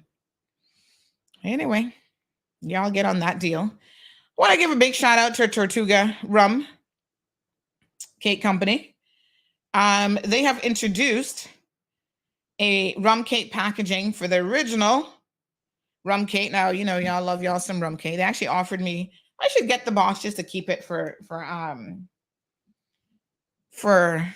I don't know, memories or whatever, as opposed to actually eating any rum cake. I told her rum cake not in my diet here right now. Alejandro says they should ban the sale of swampland. Well, if they did that, they would be banning the sale of all land in Cayman, pretty much. Most land in Cayman is swampland. I saw some pieces up East End. You can actually see on Google Maps, because my husband was like, "Oh, let's go look at it in Google Maps." When it rained, the Google Map image was from when it rained, and you can actually see the swampiness of the land. That's why we have to fill it, Alejandro. Cayman is swampy. You have 2 options: swampy or a little bit of hard lime rock. But enough rain, even that lime rock is underwater. We don't have no high elevations here. Every piece of land has to be filled. It's only a question of how much fill do you need. Siobhan said she'll take a rum cake now. Have a look at this, what Tortuga has been up to, folks. For over 35 years, Tortuga has baked the original rum cake in Cayman. From our kitchens in our homes to exporting across the world, proudly baking Cayman has always been at the heart of everything we do. Our recipe, handed down by 6 generations, has remained a secret to this day. Each Cayman cake is handcrafted and made with love, from our family to yours. Today we honor this tradition with our Cayman rum cake, exclusively made in Cayman, exclusively sold in Cayman. A Cayman tradition to be proud of. Well, Siobhan says it's been years that she hasn't had a rum cake. Well, honey child, sounds like we need to get you one. Aliano says Cayman is swampy. That's the code if I ever heard one. Yes, honey child, we're very marshy and swampy. Jonathan claims that they changed the formula. It doesn't taste the same. Jonathan, I'm telling you, it must be the weed. Tastes the same to me. I don't know. That's the original rum cake. Yeah, go get you a box. That's a good commemorative piece to keep. So you don't eat it when you get one of those. You just keep it and put it away. And 5 generations from now, it's like a collector's item. And I think rum cake can last forever, right? They seal it pretty well.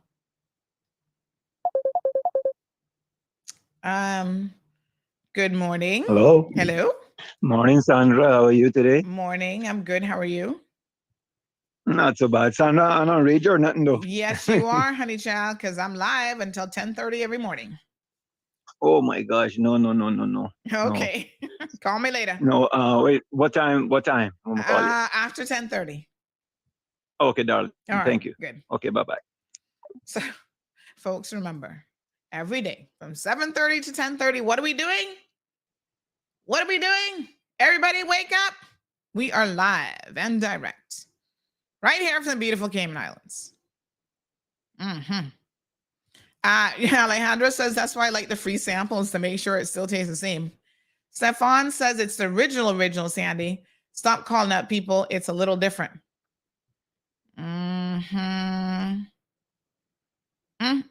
Remy, good morning. Remy's liking the crazy hair today. Remy, did you hear what I said about how I got the crazy look? I did one little curl on this side, It's not really gonna last though because I need to curl the whole thing. But thank you. I appreciate that. He says, girl, I like your hair. Thank you, Remy. Remy is my favorite chef. Oh my God. Remy, if I hadn't met Marlon and you weren't already married, I so would have married you just for you to cook for me every single day. For no other reason. That would have been a marriage of convenience. Convenience for my hips. Because they would have been huge from all your good cooking, honey chow. I'd be like, husband, today I would like, oh man, we used to go to Remy's cooking classes when he was at Lighthouse. Oh my goodness. Oh, honey chill. It was so delicious. It was a three-course meal and a glass of wine for like $25-$30. It was good. And he would do all kind of stuff like soups, and it was supposed to be a cooking class, but we wasn't really paying attention to the lessons. We were just laughing. And he had such a good sense of humor. Make us laugh, and then he'd feed us, and we just had a jolly good time. So Soka's not into rum cake. She likes pineapple upside down cake. But Siobhan says rum cakes are addictive. All right. So somebody says income tax will be better than the current system. Tax should be phased based on income. So tax would be for income over $100,000. For example, 100 to 130 pay 5%, 130 to 200 pays 8%, and so on.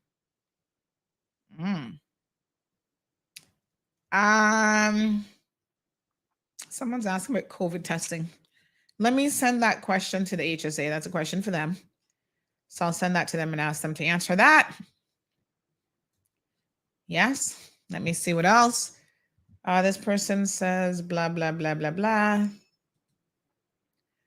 All right. Increased fines for littering and parking handicap spots, $1,000. And someone says they're taking the migrants on the ship. Oh. Okay. Let me see. We got a little situation brewing on a cruise ship. Let me see if this person wants to come on. Thank you, Miss Rita. Says something needs to be done about the animals law. How I mentioned before, I was attacked by a dog and nothing was done by the police. And I get these complaints all the time.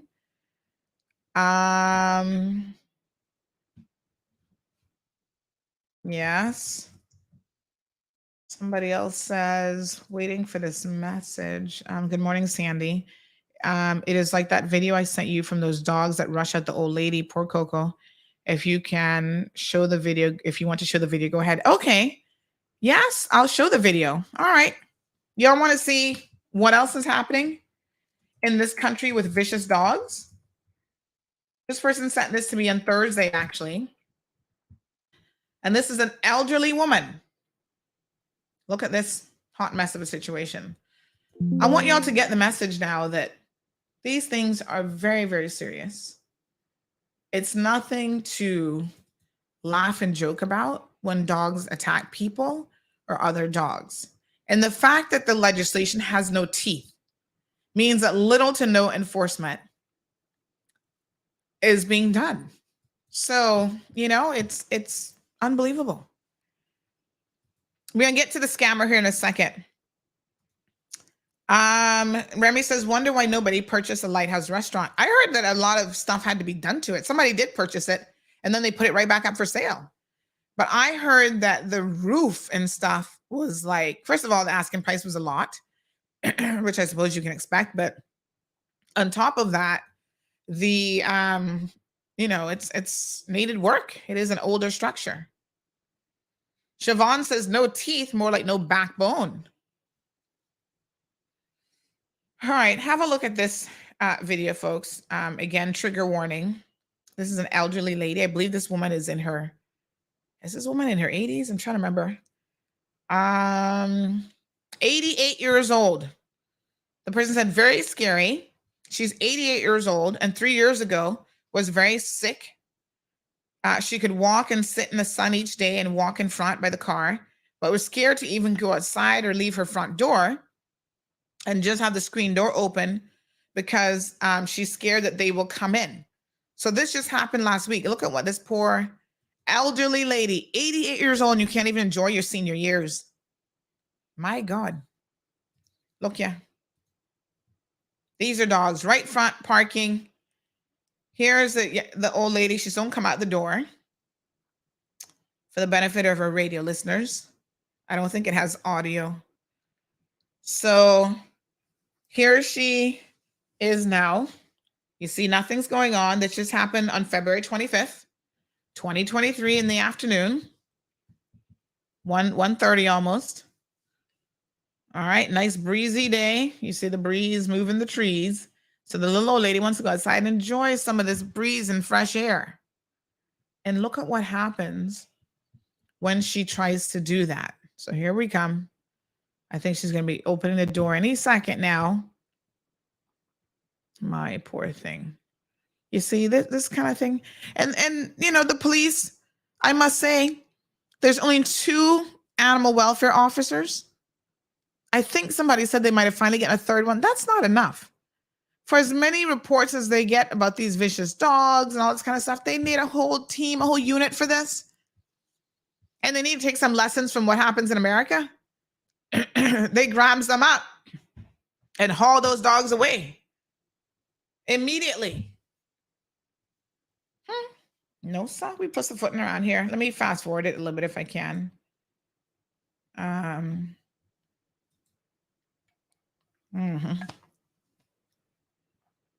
Oh gosh, still waiting. My apologies. It does go on for quite a few seconds until she comes outside. Poor thing. As you can imagine. Here she comes. Here she comes. Now she's coming outside. My tweetum. Look at her closing the door, taking her time. Got her little stick and look. Got to run right back inside because here comes these dogs. Look, yeah. 1, 2, 3 dogs up on the woman porch barking at her and stuff, you know. Can somebody please go and collect these dogs? Look at this little one up on the woman porch. The other 2 don't go as far as the porch, but he a little bit extra feisty. So this woman can't even come out of her own front door because of these dogs. What is the address, please? Send me the address. I'm going to send this to animal control right now. And they better go pick up some dogs. I'll be sending this to Mr. Bodden, who's head of the animal control unit. If you cannot have dogs and be responsible with your dogs, what on earth? No, sir? And you can't make your dogs be running around the place like this? Disgusting.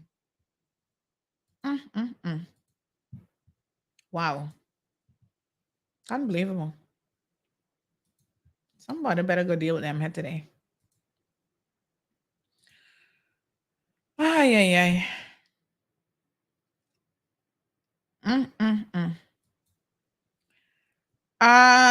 Someone says, good morning. Thank God they didn't attack her, meaning Gigi. They were leaving the poop in your yard when you thought that Freckles, my dog. Oh, that was them doing that? So they were getting up before that day then.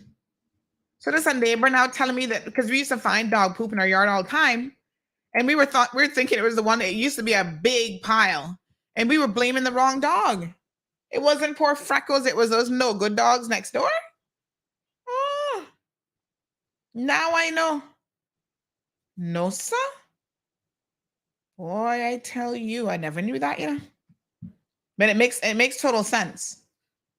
And dogs will do that when they're trying to be very aggressive too.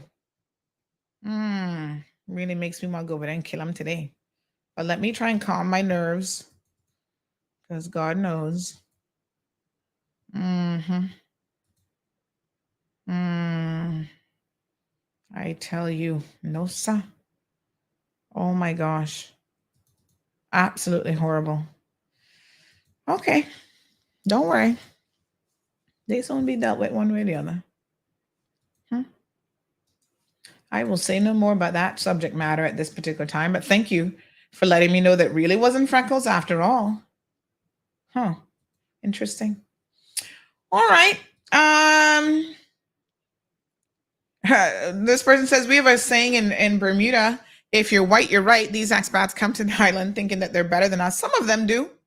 I'm not going to say every expat because, I know a lot of expats understand that they come here as a visitor or someone who's working here, and they're very, very respectful. I ran into one such lady on Saturday night. Big shout out to Isabella. She said, "We have a friend in common and she's promised me that I can have dinner with you one night." I said, "Aw." I said, "Well, that's sweet." They better call Chef Remy to cater that dinner, honey child. Good morning, caller. Welcome to the program. Good morning, Sandy. How are you? How was your weekend? My dear, I'm trying not to complain. Thankful. How are you doing? We got to be very grateful. My weekend was pretty good too. Like you said, very thankful, very thankful. Now, we were talking on the subject of dogs. It's one dog, and that could be several that you're not supposed to bring them in the island. We have a whole list of prohibited dogs. That's right. Yes. But I'm much afraid some guys here in West Bay have those dogs, and then they mate them, and then they get more and more, and they're selling them. How we have a huge police force. Too many, in fact, because why I'm saying this, and this is my opinion, I depending on you, Sandy, and Sandy depending on next person, and then the work still don't get done. You get what I mean? They all depending on each other, but the work still don't get done because it's too many. That's my opinion. But then, lo and behold, there's a former politician that has a dog that's not supposed to be here in this island. As you say, it's a long list. And whether it's a former politician or who, they're supposed to be setting an example for other people that thinking of doing the same thing. Personally, I love dogs. We always had dogs. German Shepherds is my dog. They're lovable, they're treatable, and they love children. But the subject I really want to bring up this morning again is about the opening of this mental place that we have in East End. I'm hearing different dates, Sandy. I've heard different dates from last year. Not only dates, but the months, the weeks, the whatever. And it's being put off. In the meantime, Sandy, down here in West Bay, we're having more and more and more. Now, some of them could be sick mentally. Some of them could be just, I bought it upon myself, and I am smoking weed, so I don't have work, and I can't work, and the excuses when they're begging you never stops. So I said, well, suppose I bring that up to you. I am this and I am that, and I have a bad liver. I said, how about this? I had my kidney taken out, my left kidney taken out a couple of years ago by my good people at Health City. I still go back to them because I found them very, very professional. I say, excuse me, can you give me something? Because I don't have a kidney, you making believe, but I really don't. Anyway, not all aside. We need to have that mental place open. It's we're talking about the environment and trying to keep Cayman clean and whatnot. And then I believe it was somebody calling in on your show last week sometime. I didn't catch who it was, and my apologies, but they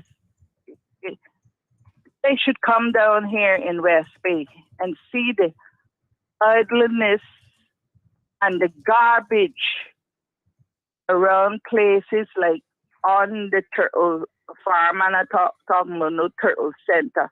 The turtle farm is what we all know it by. On that road, there is people that have homes that is half built, top on, bush growing just as high as the house itself, has been like that right in the front, right there the road, for year in and year out. Nobody does anything about it until somebody gets on the radio and then speak about it. Then they come and pull bush for a half an hour or move some little thing for a half an hour, and that's it. Then we have apartments, too many apartments, too little garbage dumpsters for the tenants, so it overflows. Then the dogs and the cats and chickens, of course, gets in that and is scattered all by on the road. It's all down there by the garbage by the turtle farm. Now, how can we avoid something like that when we have tourists going down there? We are human beings too. All of that, as we know, you know, the next person know, that creates diseases. It creates rodents. The list never ends. But yet we're saying cleanest island. I don't think so. I have been traveling too, as far as Australia. I have been to Switzerland many, many times. In fact, my husband is Swiss. Many, many times. Go there, so try that sort of thing. They would bring you up, and they're not talking about court, and then they put it off, and they put it off, and they put it off, and they put it off. Their laws are enforced. That's why you can eat off of their streets. That's why Singapore, I'm going back there. I have to go back there. I love the place. I love the laws. I love what they do in keeping the environment clean. How come we could do it many years ago when people had pride in the environment, around their surroundings, other people's yard? We helped out with other people, yet everybody now is walking around with their noses stuck up in the air, and it just creates bigger and bigger problems. Now, I'm telling you this, Sandy, I don't care what anyone thinks about me.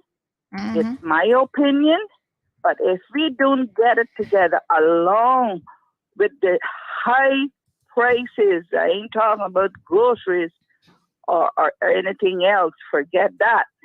It's $1 added to everything every day or more. I'm talking about rental, houses that people can't afford. People that don't have houses work hard all the days of their life, and now to try to get someplace. I'm talking about things like this. I'm not particularly talking about this government because I believe this government is trying. I really believe that. But was from past governments. The things should have been done that was not done.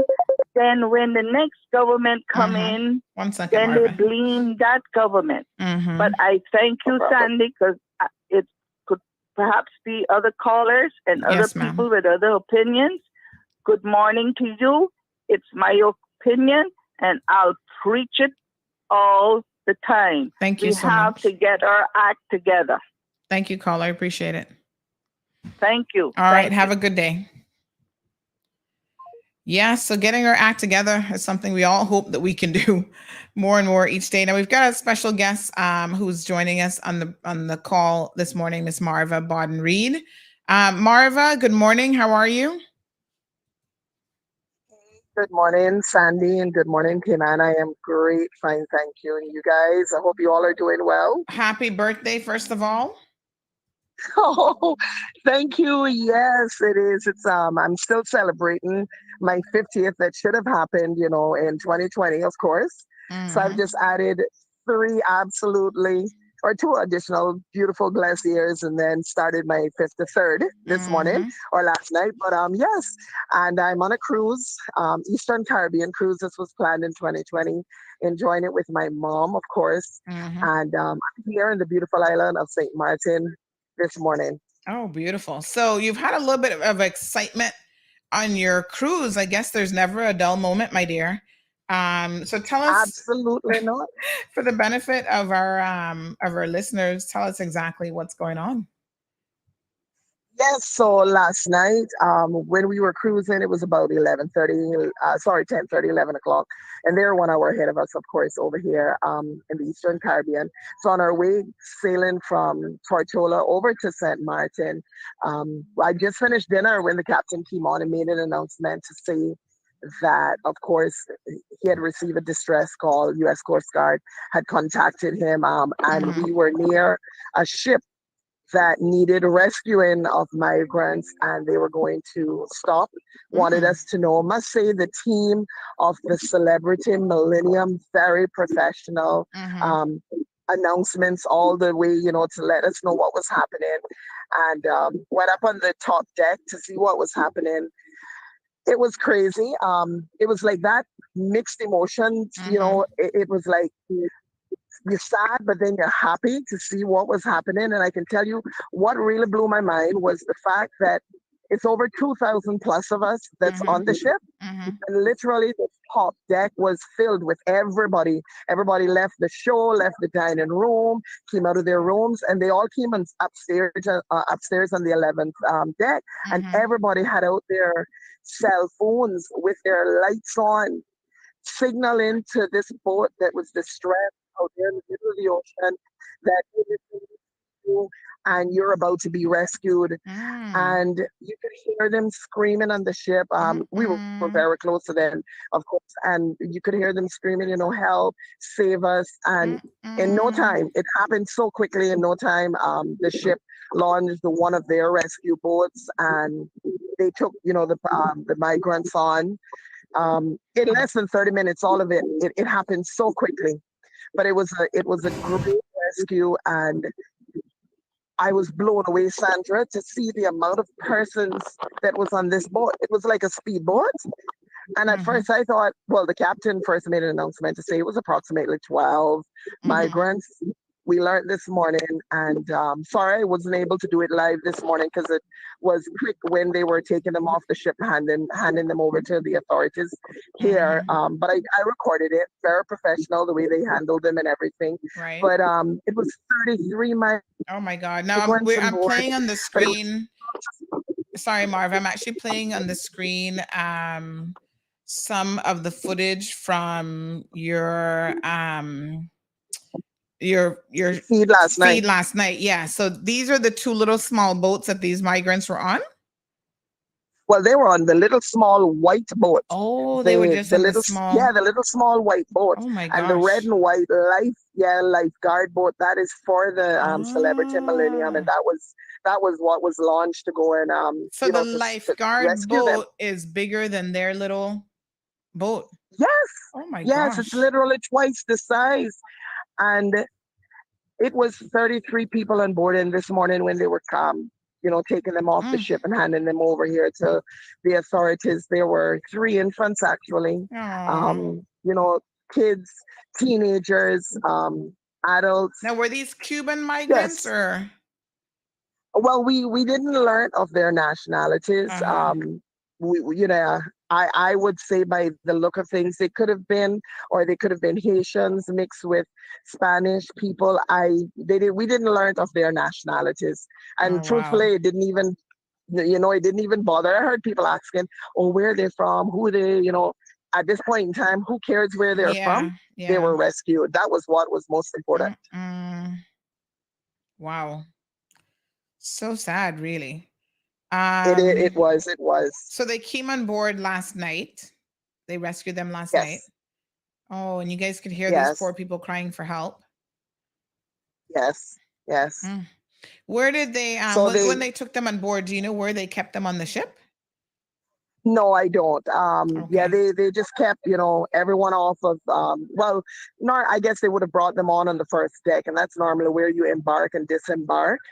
So they probably brought them in there, and that's where they disembarked them this morning, when we were disembarking on shore as well. But, they kept them, brought them on, and I'm sure I am so sure they took care of them. But this morning when they were coming off, you could see that they were traveling with personal effects.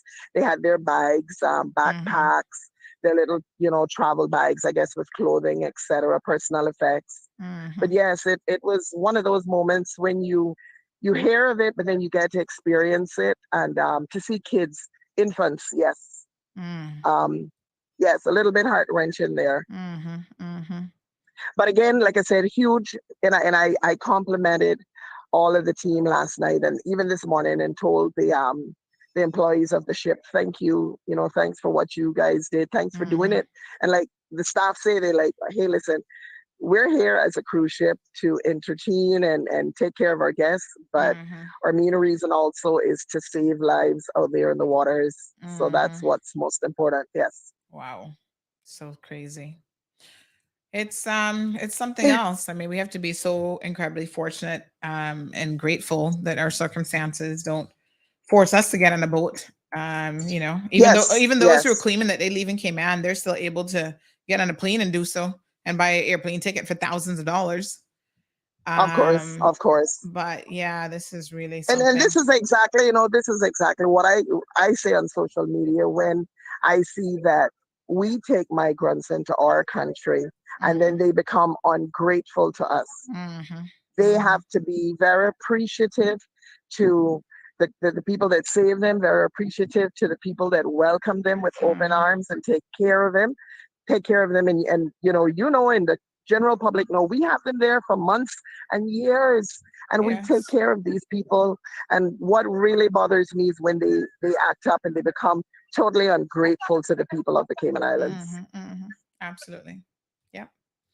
That's for sure. Well, thank you, But Marva. it's wonderful talking with you guys. Yes, enjoy the rest of your cruise. So where to next? What's your next destination? Tomorrow is Dominica, and then I think the next day is Barbados, Grenada. We should be back in Puerto Rico by Saturday. Okay, beautiful. Well, enjoy the rest of your trip, and hopefully this will be the most exciting part in terms of anything like this happening. Tourism excitement, absolutely. yes, but you don't want too much of this, too many more of these types of excursions during the day. So hopefully, I know. Hopefully that won't happen. All right, but, well, have a wonderful day, everyone. All right, my dear. Thank you so much. Okay, bye-bye. Right, bye-bye. So, folks, again, that's Miss Marva. She's celebrating her 53rd birthday. Happy birthday, Marva.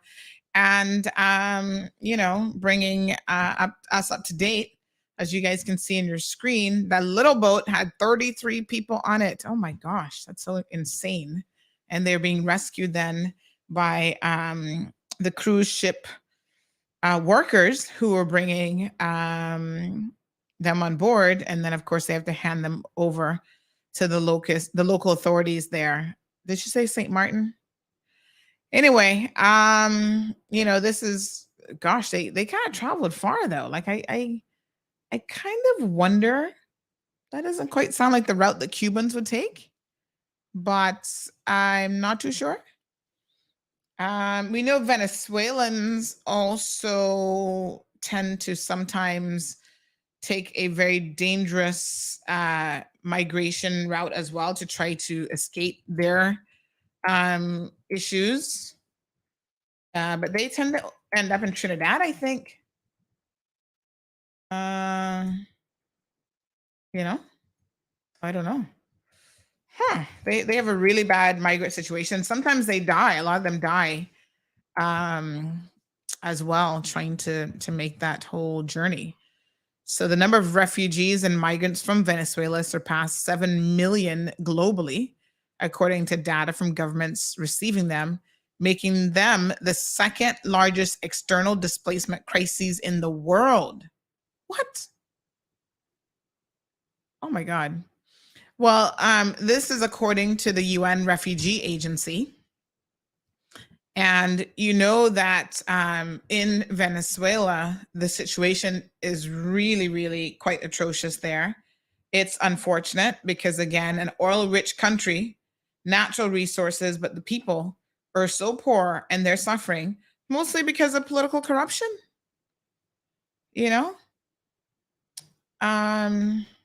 Such a sad situation. I didn't realize that they were all the way up at the top of the list. I wonder who has the highest number of migrants leaving. So they're considered, Venezuela has become one of the largest displacement crises in the world, the situation over there. Over 1 million asylum seekers from Venezuela worldwide, according to government figures.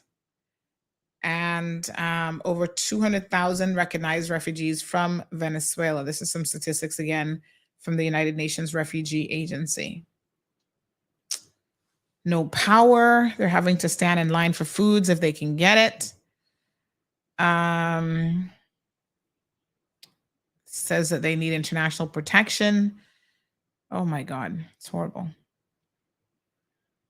Facing poverty and struggling to survive. And of course, the COVID-19 pandemic only compounded that situation, forcing a lot of Venezuelans deeper into poverty. Many families being forced to reduce their food intake, taking on debt in order to survive. They're at risk of eviction, exploitation, and protection risk. Economic hardships, political discontent. Refugees and migrants all over the world are being scapegoated and stigmatized. It's unfortunate, while increasing competition for jobs and limited access to public services. So remember last week we had the young ladies from Poland talking about the same thing, like they're trying to help the people from Ukraine, but they've taken in over 7 million and some other countries are refusing to do so. So I bet you Ukraine, it might be in the #1 spot right now because of the war. My goodness. This family said, we walked for 11 days and had to sleep outside. We left behind. They threatened to kill us. We left because they threatened to kill us. My brother was killed and they also killed me. This is Anna, who's a Venezuelan woman in Ecuador, talking about some of their recent hard times. Wow. So sad, folks. But again, thanks to Marva for bringing us up to speed on that situation. Siobhan says political corruption is everywhere, unfortunately. Well, it's far worse in a lot of countries than you could ever imagine. We complain about a lot here, but you'd be surprised to know how good we still have it and how thankful indeed we should be. Yep. That's why so many people want to come here. Because honestly, we still live in paradise. All right. Let's switch gears a little bit and talk about Miss Cayman Committee. I'm so sick and tired of talking about them, to be honest. But they made news again over the weekend. And so it's bizarre news, and I don't even understand it. I must be honest. You know, but anywho, what we know is that the Miss Cayman Islands Committee made an announcement that the committee has been granted the license. Now, I don't know who granted them the license. I don't know if they're saying that the Ministry of Tourism, I don't think they could just give them the license. The Ministry of Tourism said that they were relinquishing the franchise. So how does the current committee get it is a bit of a interesting question. And the other question that I have is, who's the committee? Well, we know that most people resigned from the committee. So who the committee comprises of is pretty much Derry Lee. We had a number of people left. So Donna Bush resigned. Wendy resigned. Wendy, what's Wendy's last name again? Wendy Melanio, she resigned. Lovania, I think, has resigned. Latrice has, I believe, resigned.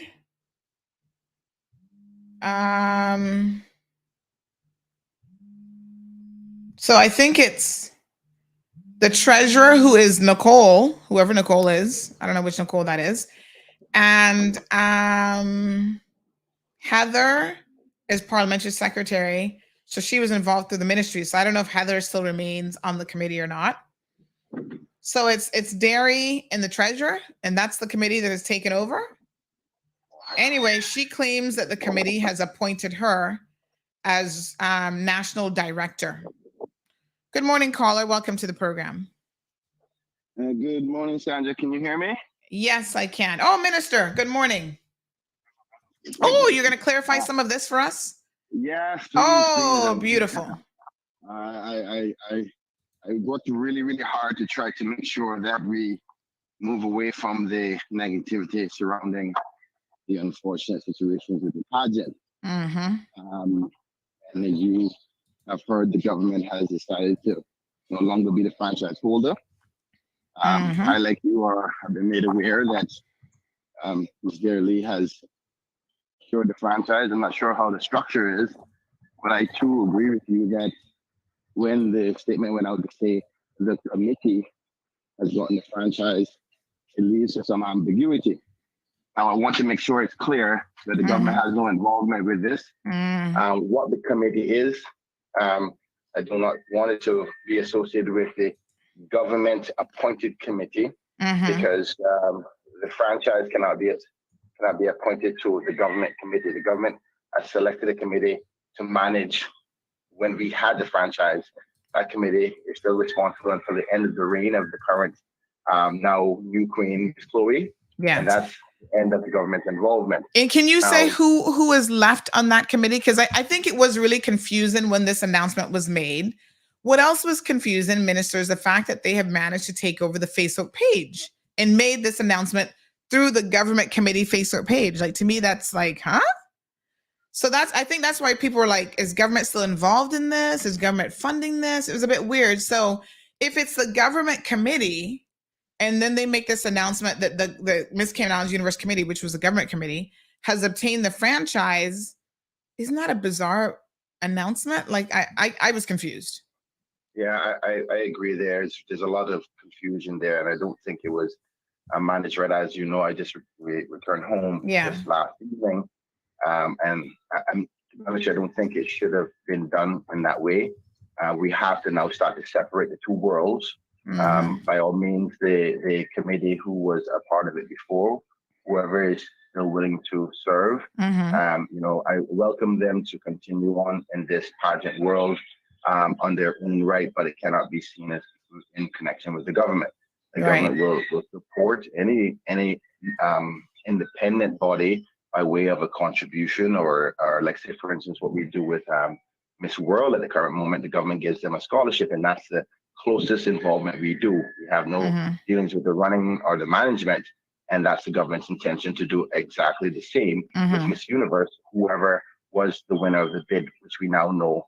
I'm not sure if it's Derry herself or herself and some other members. I don't know. Right. Regardless, I wish them the best.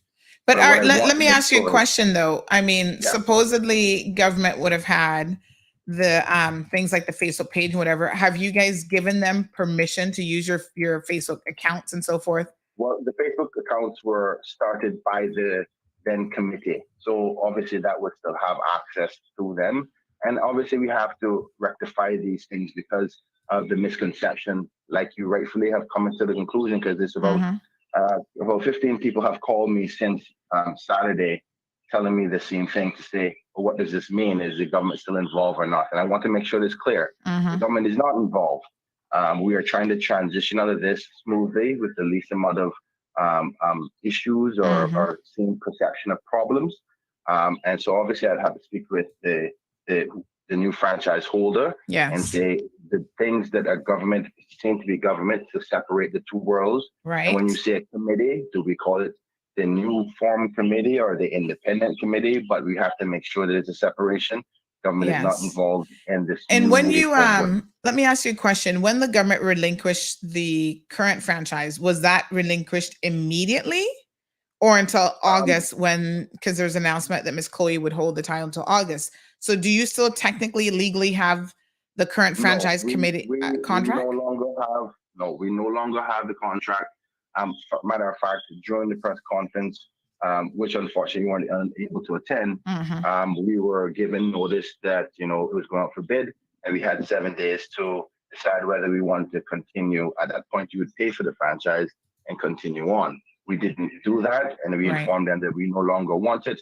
So legally, we have nothing to do with the Miss Universe franchise. Now, in respect to honoring the Cayman current queen, for the Miss Cayman Universe Cayman, not internationally, respectfully, we just can't abandon her. And it would be unfair to her to not be able to finish out the rest of her time. So we're trying to manage her until that end date, which I believe is in August. And we will continue to respect her as our Miss Cayman Universe. But it would have nothing to do with the international perspective. So after that, that's when the government's involvement with anything to do with the pageant ends. So we're going to supervise her appearances and wherever she goes, and those kinds of things.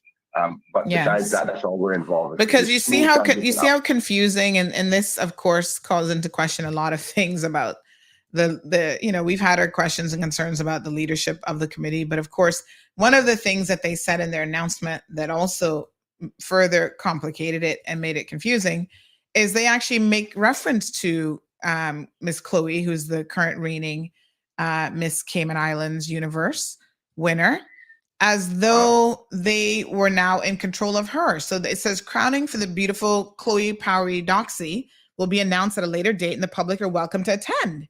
So this committee... Let me clarify that. This is unfortunately yet again a difficult mess to separate in the public domain. So we did ask the rest of the committee that was left to manage that process until the end.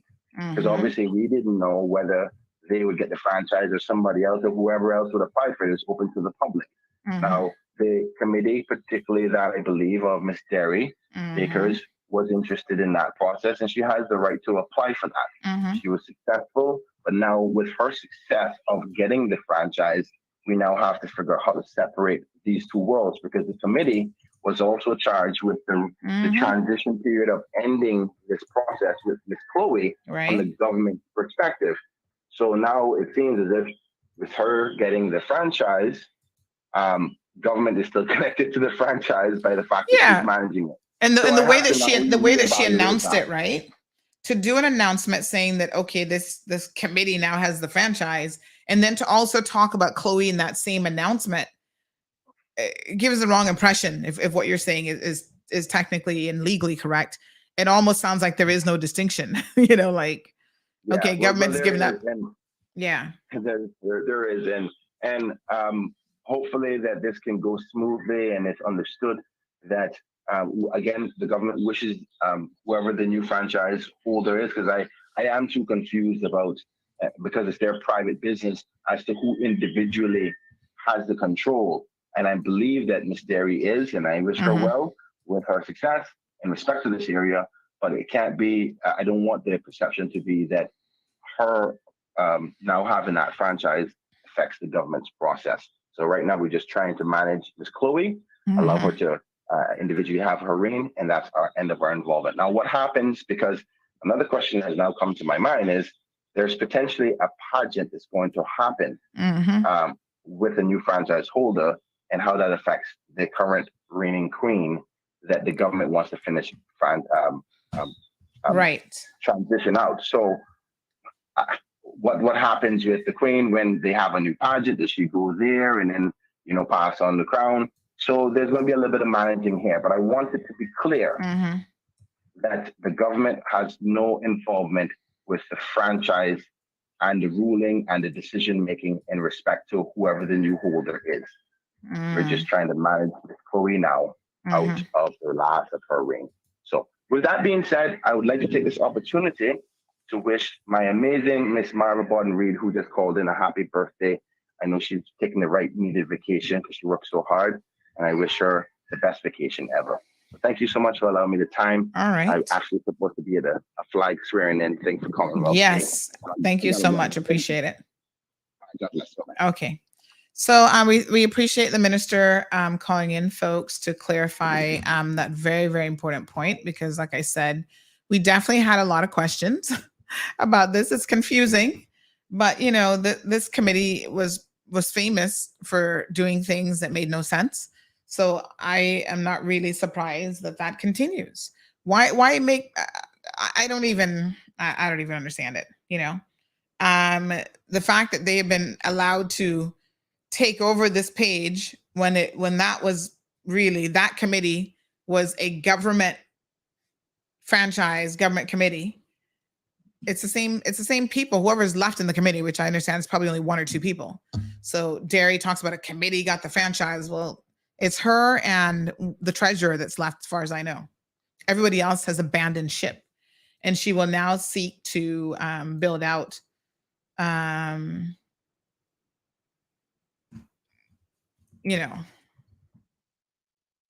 will now seek to build out the committee, I guess, with other people who think that, you know, they can turn this hot mess around. It's shocking. Like, I can't believe that she would have actually wanted the franchise, given how poorly she handled the previous situation. But I guess in her mind, she didn't handle it poorly at all. Unbelievable. Well, they don't need to call me to support him, honey child, under no circumstances. Siobhan says she needed to resign with her lying self. Alejandro says Miss Universe is owned by a trans woman. Tracy says, so government don't have to hand back the franchise to head office and then Derry submit a bid to head office. They did. So they relinquished their franchise. That's exactly what happened. It was immediate. And she put in, I doubt the bid was competitive, Tracy. Somehow I doubt anybody wanted it. I know for a fact Miss World didn't want it. Pamela Small didn't put in anything for it. Child, that committee is such a, franchise, my apologies, is such a mess right now. It's been devalued because of what's happening here locally, as well as some other things. So she might have been the only bidder. That's why she got it. And I think that they're keen to try to have as many countries in it as possible. So yeah, she got the franchise and she's claiming it's the committee. But who won the committee exactly? Her and the treasurer? It's confusing, to say the least. But I'm glad the minister clarified it's not his committee. I don't know if Miss Heather's involved in this mess still or what.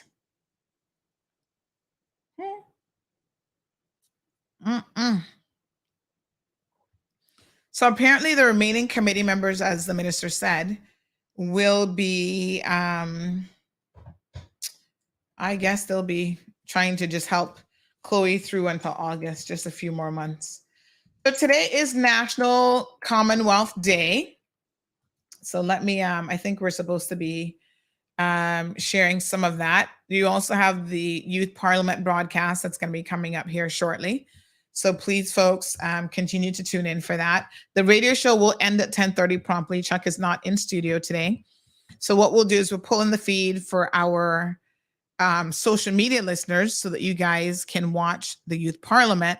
But unfortunately, the radio listeners, you won't be able to get that. But it's very, very interesting to hear our young people being involved in Youth Parliament.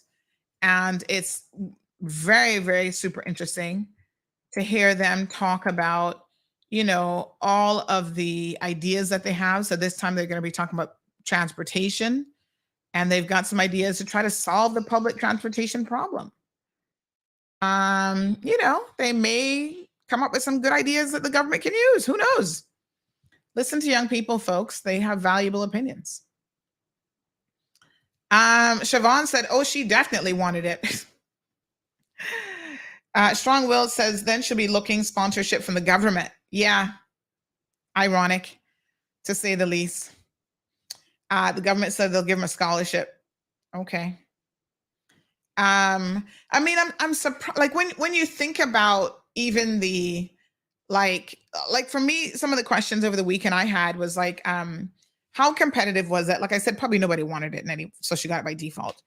But honestly, do y'all not have questions about if it was competitive, how the competitors would not have even had a chance, given that Derry, a current committee member, because she's not yet resigned from the government committee. That government committee is still together, although they've relinquished the franchise.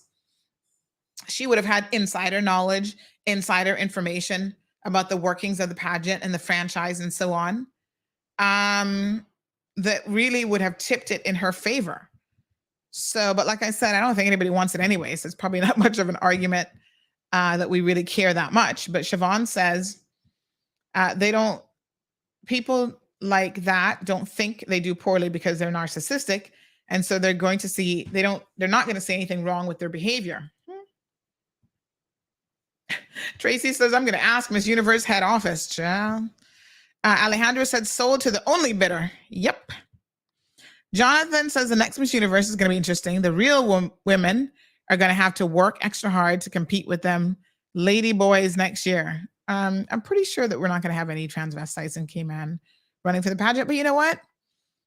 That's on Derry. I mean, if she knows what the rules of engagement are for this pageant, and if she doesn't have an issue with that, then whatever. I mean, I don't particularly care. Jonathan said, I'll wait for CMR to talk about it. I won't be watching it. Anthony says, so what happens now if there's another debacle and our name is tied to it fully outside of the government? Nothing. It's a privately owned franchise. So the government certainly can't do anything about it. And we can't have any expectations that the government will have anything to do. What I think, and I've said this before, and it's unfortunate for the young ladies who are involved in the pageant world, but I think sometimes you've got to put your action where your mouth is. And I would not be going to this pageant under any circumstances. They can't probably get us to report very much on it either, because I think that supporting this pageant in any way, shape, or form, given what has transpired, would be a real disgrace. Go to Miss World. Pam is running a much more professional show over there.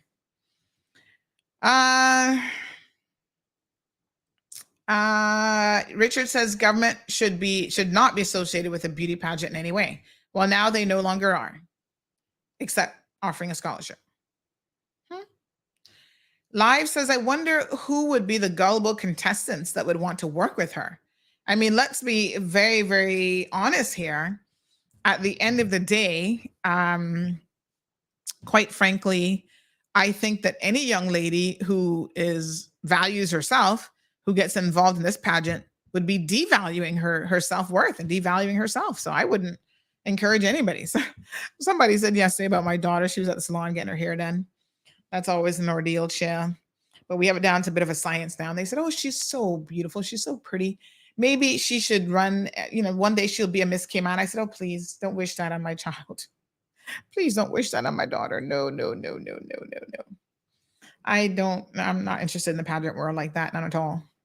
And I hope that my daughter never has that kind of interest. Every young girl is into, oh, I'm a princess and I'm the queen and whatever. They have these fantasies. They watch these princess movies and so forth. But honestly, I would discourage her in any way that I can about getting involved in the world of pageants. And Siobhan says, if anyone is offended by my comment, well, if the cap fit, wear it. Sue says, it's sad, really. It was run good for years. Alejandra says, I agree, Sandy. Strong Will says, Tiffany should go and work with her. That would be an interesting combination. Siobhan continues to say she makes no apologies for her comments about narcissists. All right. Another person says, Derry is a narcissist, just like her protege, Tiffany. These pageants attract a certain personality. Beauty pageants are Derry's claim to fame. Can she do anything else? And you know what? At least now the scholarship will be private, or should be private, and government should not be giving public monies on a scholarship to beauty queens. Wow. Hot mess. I will certainly send those comments through to the minister. I'll forward those to him. Another person makes the following comment. 3 words, what a mess. Derry sounds like she may need a mental tune-up. Oh, geez, and peace. Oh, my goodness. Lord have mercy. A lot of mercy. What a mess. All right. Let me give you all an update. Jeez, and peace. I'm reading these comments, shaking my head. Yes, I'm coming to that one, the other scammer. So let me give y'all the latest information on what's her name now? Judith Douglas. All right. So here's what we know. She appeared in court last week. She's due back on the 21st. She has hold on one second now. Give me 1 second. Okay, the investigation is progressing well. This is what the RCIPS gave us on Thursday. As of this evening, that was Thursday evening, 30 reports, 30 reports of fraud and deception have been made against Ms. Douglas and are all under investigation. At the time, Ms. Douglas was charged with 5 victim statements, as 5 victim statements had been obtained and considered, which is a substantive reason for the reference to the referral of 5 charges. She appeared in the magistrate's court and was remanded in custody to appear again in magistrate's court on the 21st of March. Investigations continue, and it is anticipated that additional charges will be referred as the investigation progresses. For the time being, any further victims should call the FCIU, that's the Financial Crime Investigation Unit, to schedule an appointment to have their statement taken, as all the investigators are out of office and inquiries. I'm not in a position to provide a SPOC. That was, I think, like a specific officer at this time. But as the investigation progresses, I will nominate an SPOC to assist contact with victims. And I hope this is of assistance. And that was from the the commissioner of police. 30 reports as of Thursday. And I continue to receive more reports from people. Lord have mercy. Wow. Oh my goodness. Pageants were just for fun. Now it's like running for public office by putting too much pressure on the contestant, says Live. Siobhan says, I was in a child pageant when I was younger and I was like 1st or 2nd place, don't remember now, but would never go back into that world. Yeah, it's a lot of stress for, kids and stuff too. Like I think basically judging people on their their physical appearance is something that I thought we were trying not to do. And that's why so many of our young people don't understand why it's important to have substance, to accomplish things in life and to, Anyway, let's talk a little bit about some international and regional news, things that have been happening around the world. So, of course, there is something that was in circulation. Did you guys see this yesterday? We just posted this up. Renee just put this up on the website. Someone sent around, I'm going to share this with you because, child, they had my heart beating a little bit extra hard yesterday. They sent around this post that was in circulation about how government was going to put all these changes in place. I don't know if you guys saw this, but let me see if I can screen grab most of it. I think it's a bit large to screen grab all of it. But basically, it said that the government was going to be implementing certain, hold on one second. They were going to be implementing certain changes to the law, right? Now, this is kind of wild and crazy. And when I read it, I thought, what? This doesn't make any sense. Of course, the people who forwarded it first said it was Cayman, and then they came back and said, oh no, this isn't Cayman. Of course, I had to message the government right away and say, this is y'all. And they were like, no, absolutely not. All right, but listen to some of this. Listen to some of this now. Here we go. All right, so this said, here are some of the changes that the government is going to be putting before Parliament. So this was being circulated, folks, on WhatsApp. Now, this just goes to show you how incredibly careful you have to be, because things get circulated. People think that it's us. So this is what it said. Here are some of the new laws coming under the new computer misuse bill that will be going to Parliament next month. Number one, a person who uses a cell phone or an electronic device to record a fight of any kind is guilty of an offense and is liable on summary conviction to $5,000 or 5 years in prison or both. Number two, a person who uses a cell phone or any electronic device to record a police officer in the execution of their duties is guilty of an offense and is liable on summary conviction to $10,000 or 5 years in prison or both. Now, I got to tell you, I read to number two and I said, there's no way in hell. This doesn't make any sense. How can you say that you can't record a police officer in the commission of their duties? That is the very foundation upon which democracy is built. I was like, huh? That doesn't make any sense. I do not understand that. That's loco. That's crazy. I mean, it just was bizarre to me. You see a police officer in the execution of their duty in public, you have a right, sometimes an obligation. We've seen where that's led to successful convictions of police officers who were murdering innocent people because someone dared to actually record them.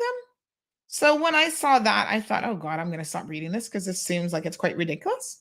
But it went on to make a number of other things that they claim is coming underneath the law.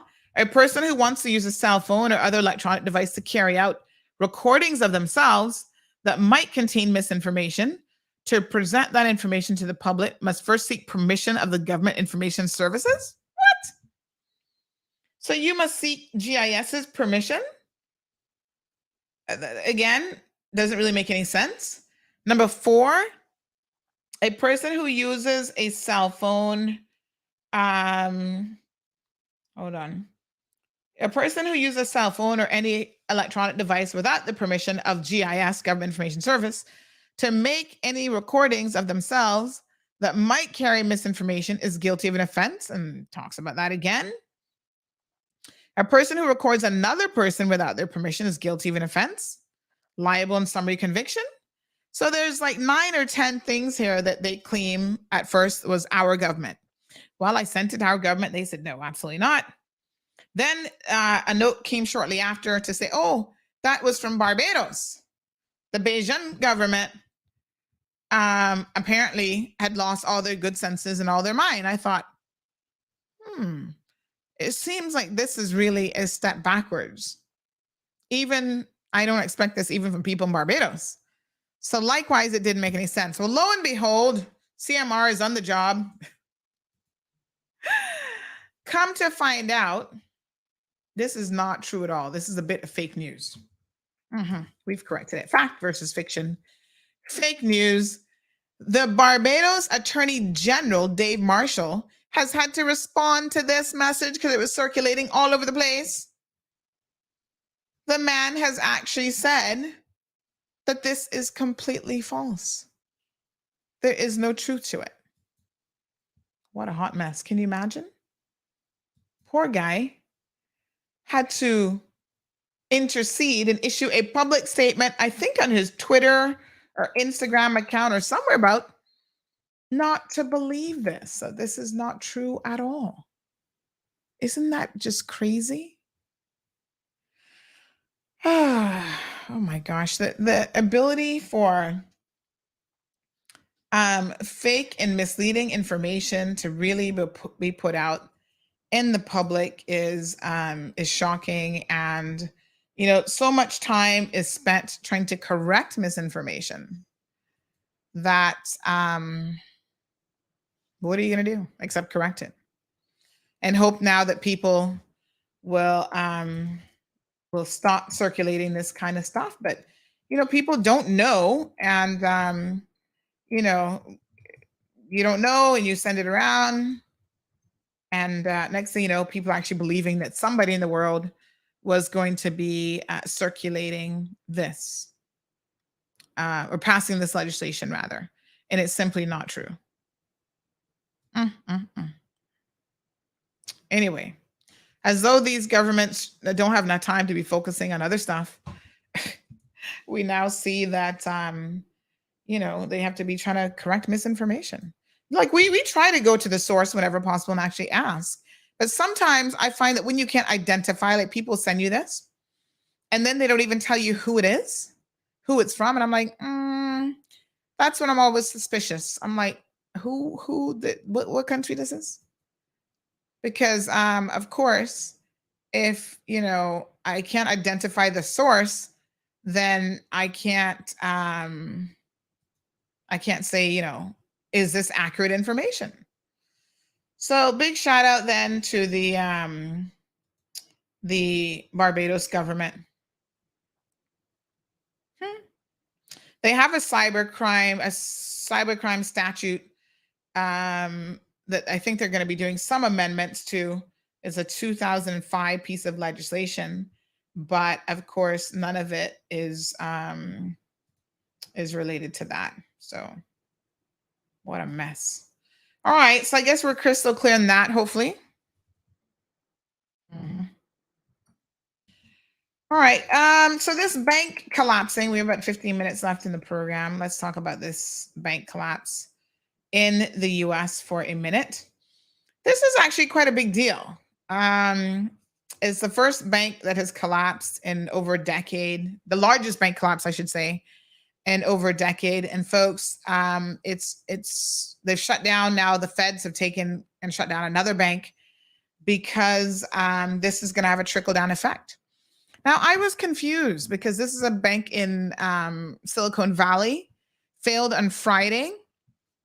And quite frankly, there are a lot of people who, whose money's in this bank. You have federal protection. I think it's $200,000 and below gives you federal protection. One of the interesting things about this, folks, is that there is a bit of a question mark around whether or not this could have been visible. Like, could this have been predicted? Should they have been able to see this, et cetera, et cetera? So I was doing a little bit of research myself over the weekend. I'm obviously no banking expert here, folks. So I was trying to understand what happened. And it's a combination of a couple of different things. I want to show you guys this interview that I watched with one of the CEOs who actually pulled out their money. So listen, how this went down was this: they got a phone call from an investor and they said, pull out your money now. And they were like, huh? Pull out our money? And they were told, yes, pull out your money now because something's going on at the bank. Now, the quite interestingly enough, the CEO of the company, just a couple weeks ago, I think, or within the last week, offloaded their shares to the tune of $3.4 million. Oh, it looks suspicious. It may not be. I think for sure, the authorities, the SEC and others in the US will undoubtedly be having a very, very close look at that transaction. Why did that transaction take place so close to this happening? But the Silicon Valley Bank on Friday has now put $175 billion in customers' deposits under the regulator's control because they shut the bank down. The bank has failed. And this is the largest bank failure since the financial crises back in 2008. So any customer with deposits of up to $250,000 are insured by the FDIC, but the bank had a large number of accounts over that limit. And they say that there's no guarantee that those clients, which include small businesses, would receive their money in full. Now, I think that a second bank as of this morning has now been shut down as well.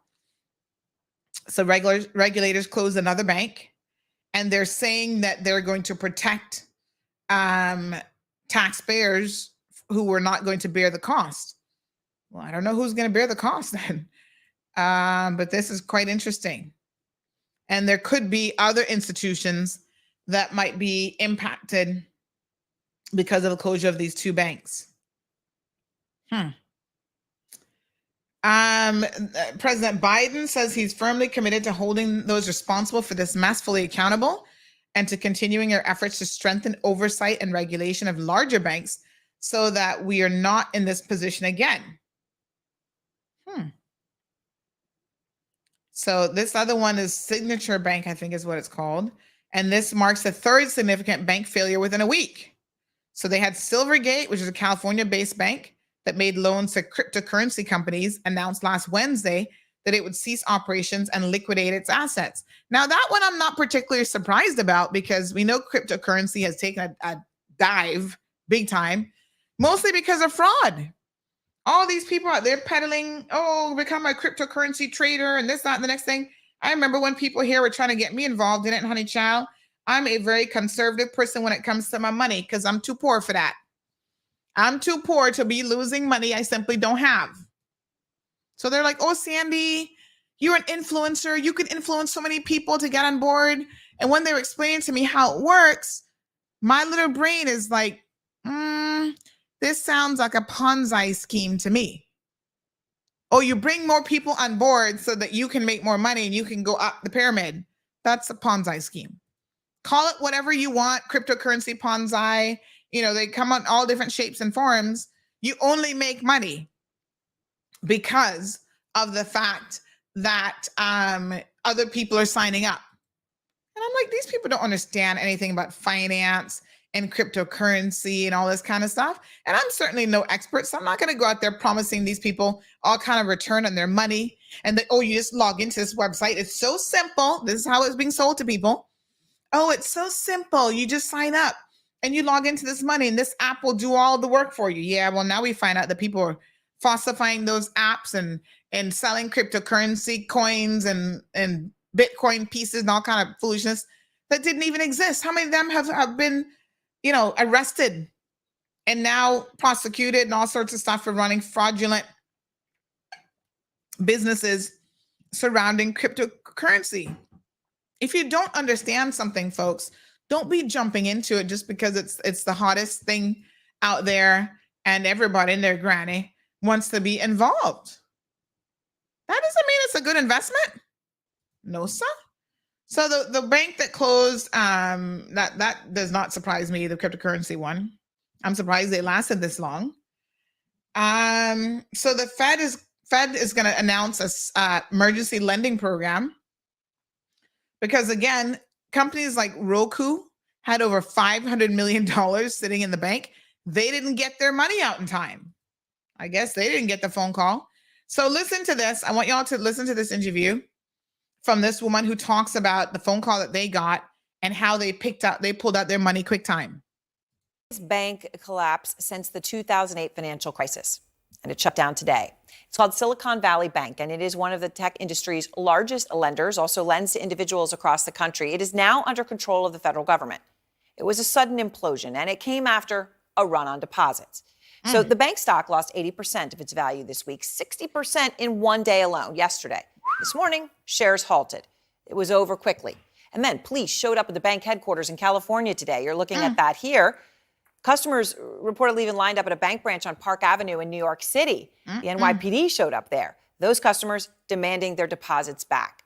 Now, to be clear, Silicon Valley Bank is a huge bank, and its customers include individuals as well as household names you may know, like Airbnb, Pinterest, Cisco.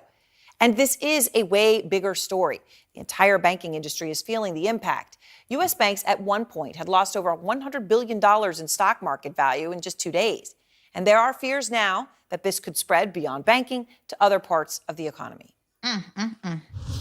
This is like the S&L crisis in the 80s. We're not talking about a failure of this bank, but that banks could, fail. So that's not off the question. This is clearly an example of something breaking. We can assume that there's serious contagion here.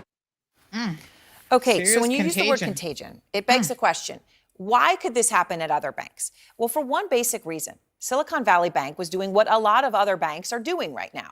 SVB took customer deposits, and they went and invested that money in other things like U.S. government debt and mortgages. And now pay attention, because this is what banks do, folks. They take your money and they do invest it, or they loan it out to other people, whatever. So pay attention. We're part of the banking world here in the Cayman Islands. They had been doing that for quite a while. Well, when the Fed started to hike rates aggressively, that meant that Silicon Valley Bank immediately lost money on those investments.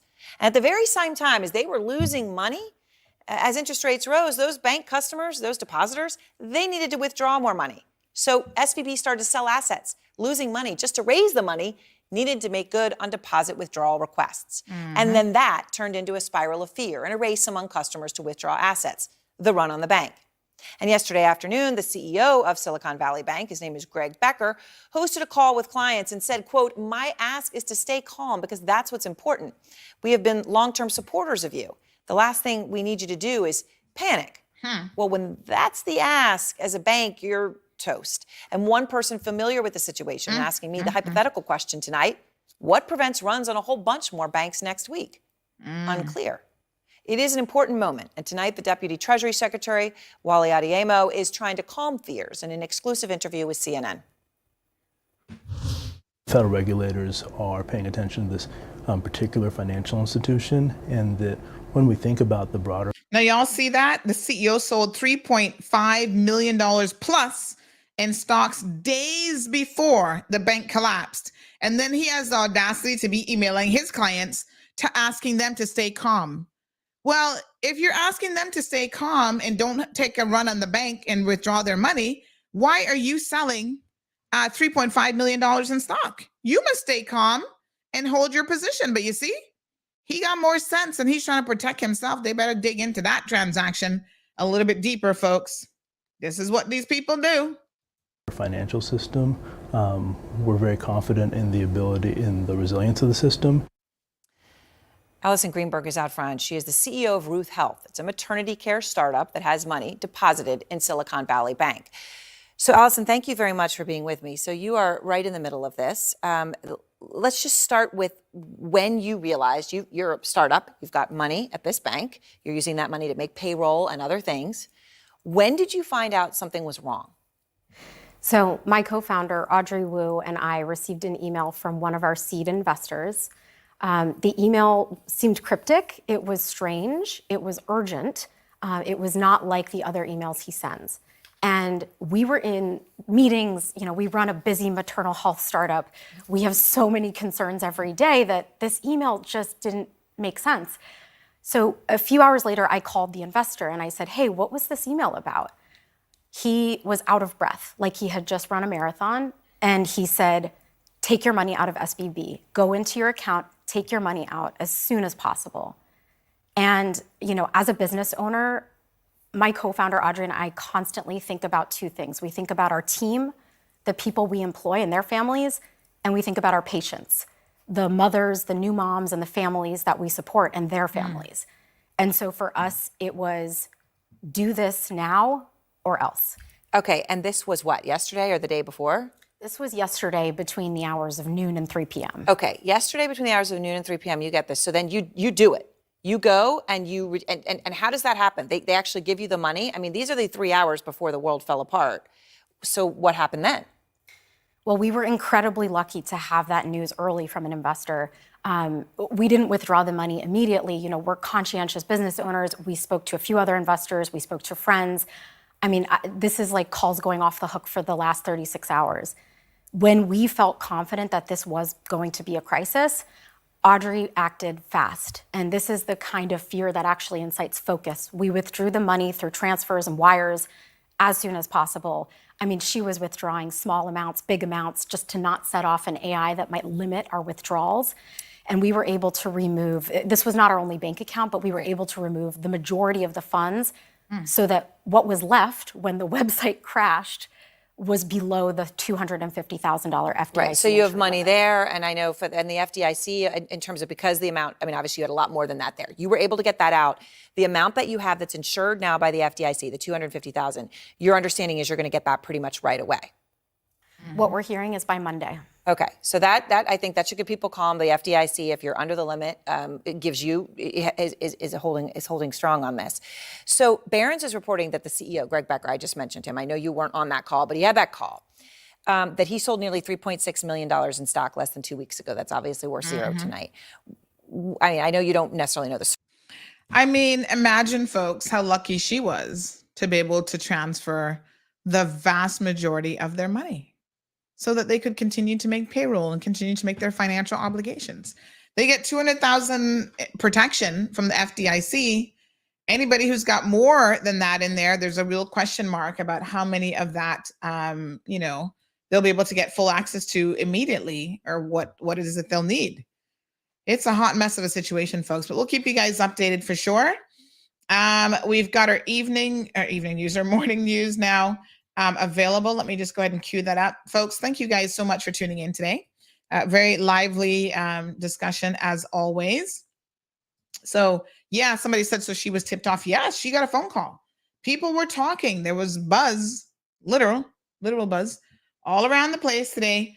And people are saying, get your money out. Ooh, honey child. Scary. But yes, they were told, go get your money and run, essentially. And you see, when she got the phone call, she wasn't even taking it all that serious at first. She was like, take my money. Let me make a phone call. Let me think about it. And when she heard the urgency in that man's voice, he was like, get your money. Get your money out now. One of her investors. Good thing they listened. All right, folks, here's the news. And next up, we're going to live stream the parliament, the youth parliamentarians, so you can hear them participating.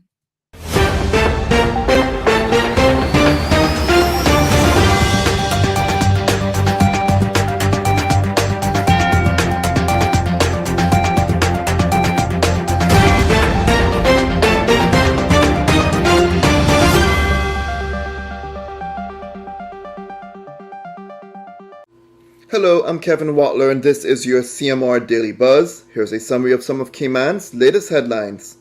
In a move that has been questioned by many, the Miss Cayman Islands Committee has been granted the Miss Universe local franchise. Last month, the Ministry of Tourism announced that it will give up the franchise following controversy regarding the crowning of a contestant who faced criminal charges. Police are investigating an incident where a man fired a single shot at another man on Thursday. Shortly before 10:40, officers responded to Eastern Avenue in the vicinity of Shedden Road. It was reported that a man had been approached by another man known to him and fired a single shot. No one was injured. The 2023 Youth Parliament opening ceremony at the House of Parliament begins at 10:30 today. The Youth Parliamentarians are going to be debating two very serious topics: implementing a new public transportation system in the Cayman Islands and implementation of a progressive income tax system in the Cayman Islands. Now for your CMR weather update. It's brought to you by WG Charters. Sunrise at 6:35. Generally sunny skies are expected. When the temperature is at 83 degrees Fahrenheit and the humidity at 69% like the forecast calls for, it will feel like it's in the high 80s. Winds south-southeast at 10 to 20 miles per hour and the sun sets at 6:34. At nighttime, the temperature falls to the mid-70s. Looking forward, similar weather conditions are expected for the next couple days, but winds do pick up later this week. If you would like to know more on any of these stories, visit caymanmallroad.com or follow Cayman Mall Road on Facebook, Instagram, LinkedIn, Twitter, and YouTube. That's it for now on A Daily Buzz. Thank you for joining me. Please stay safe and God bless.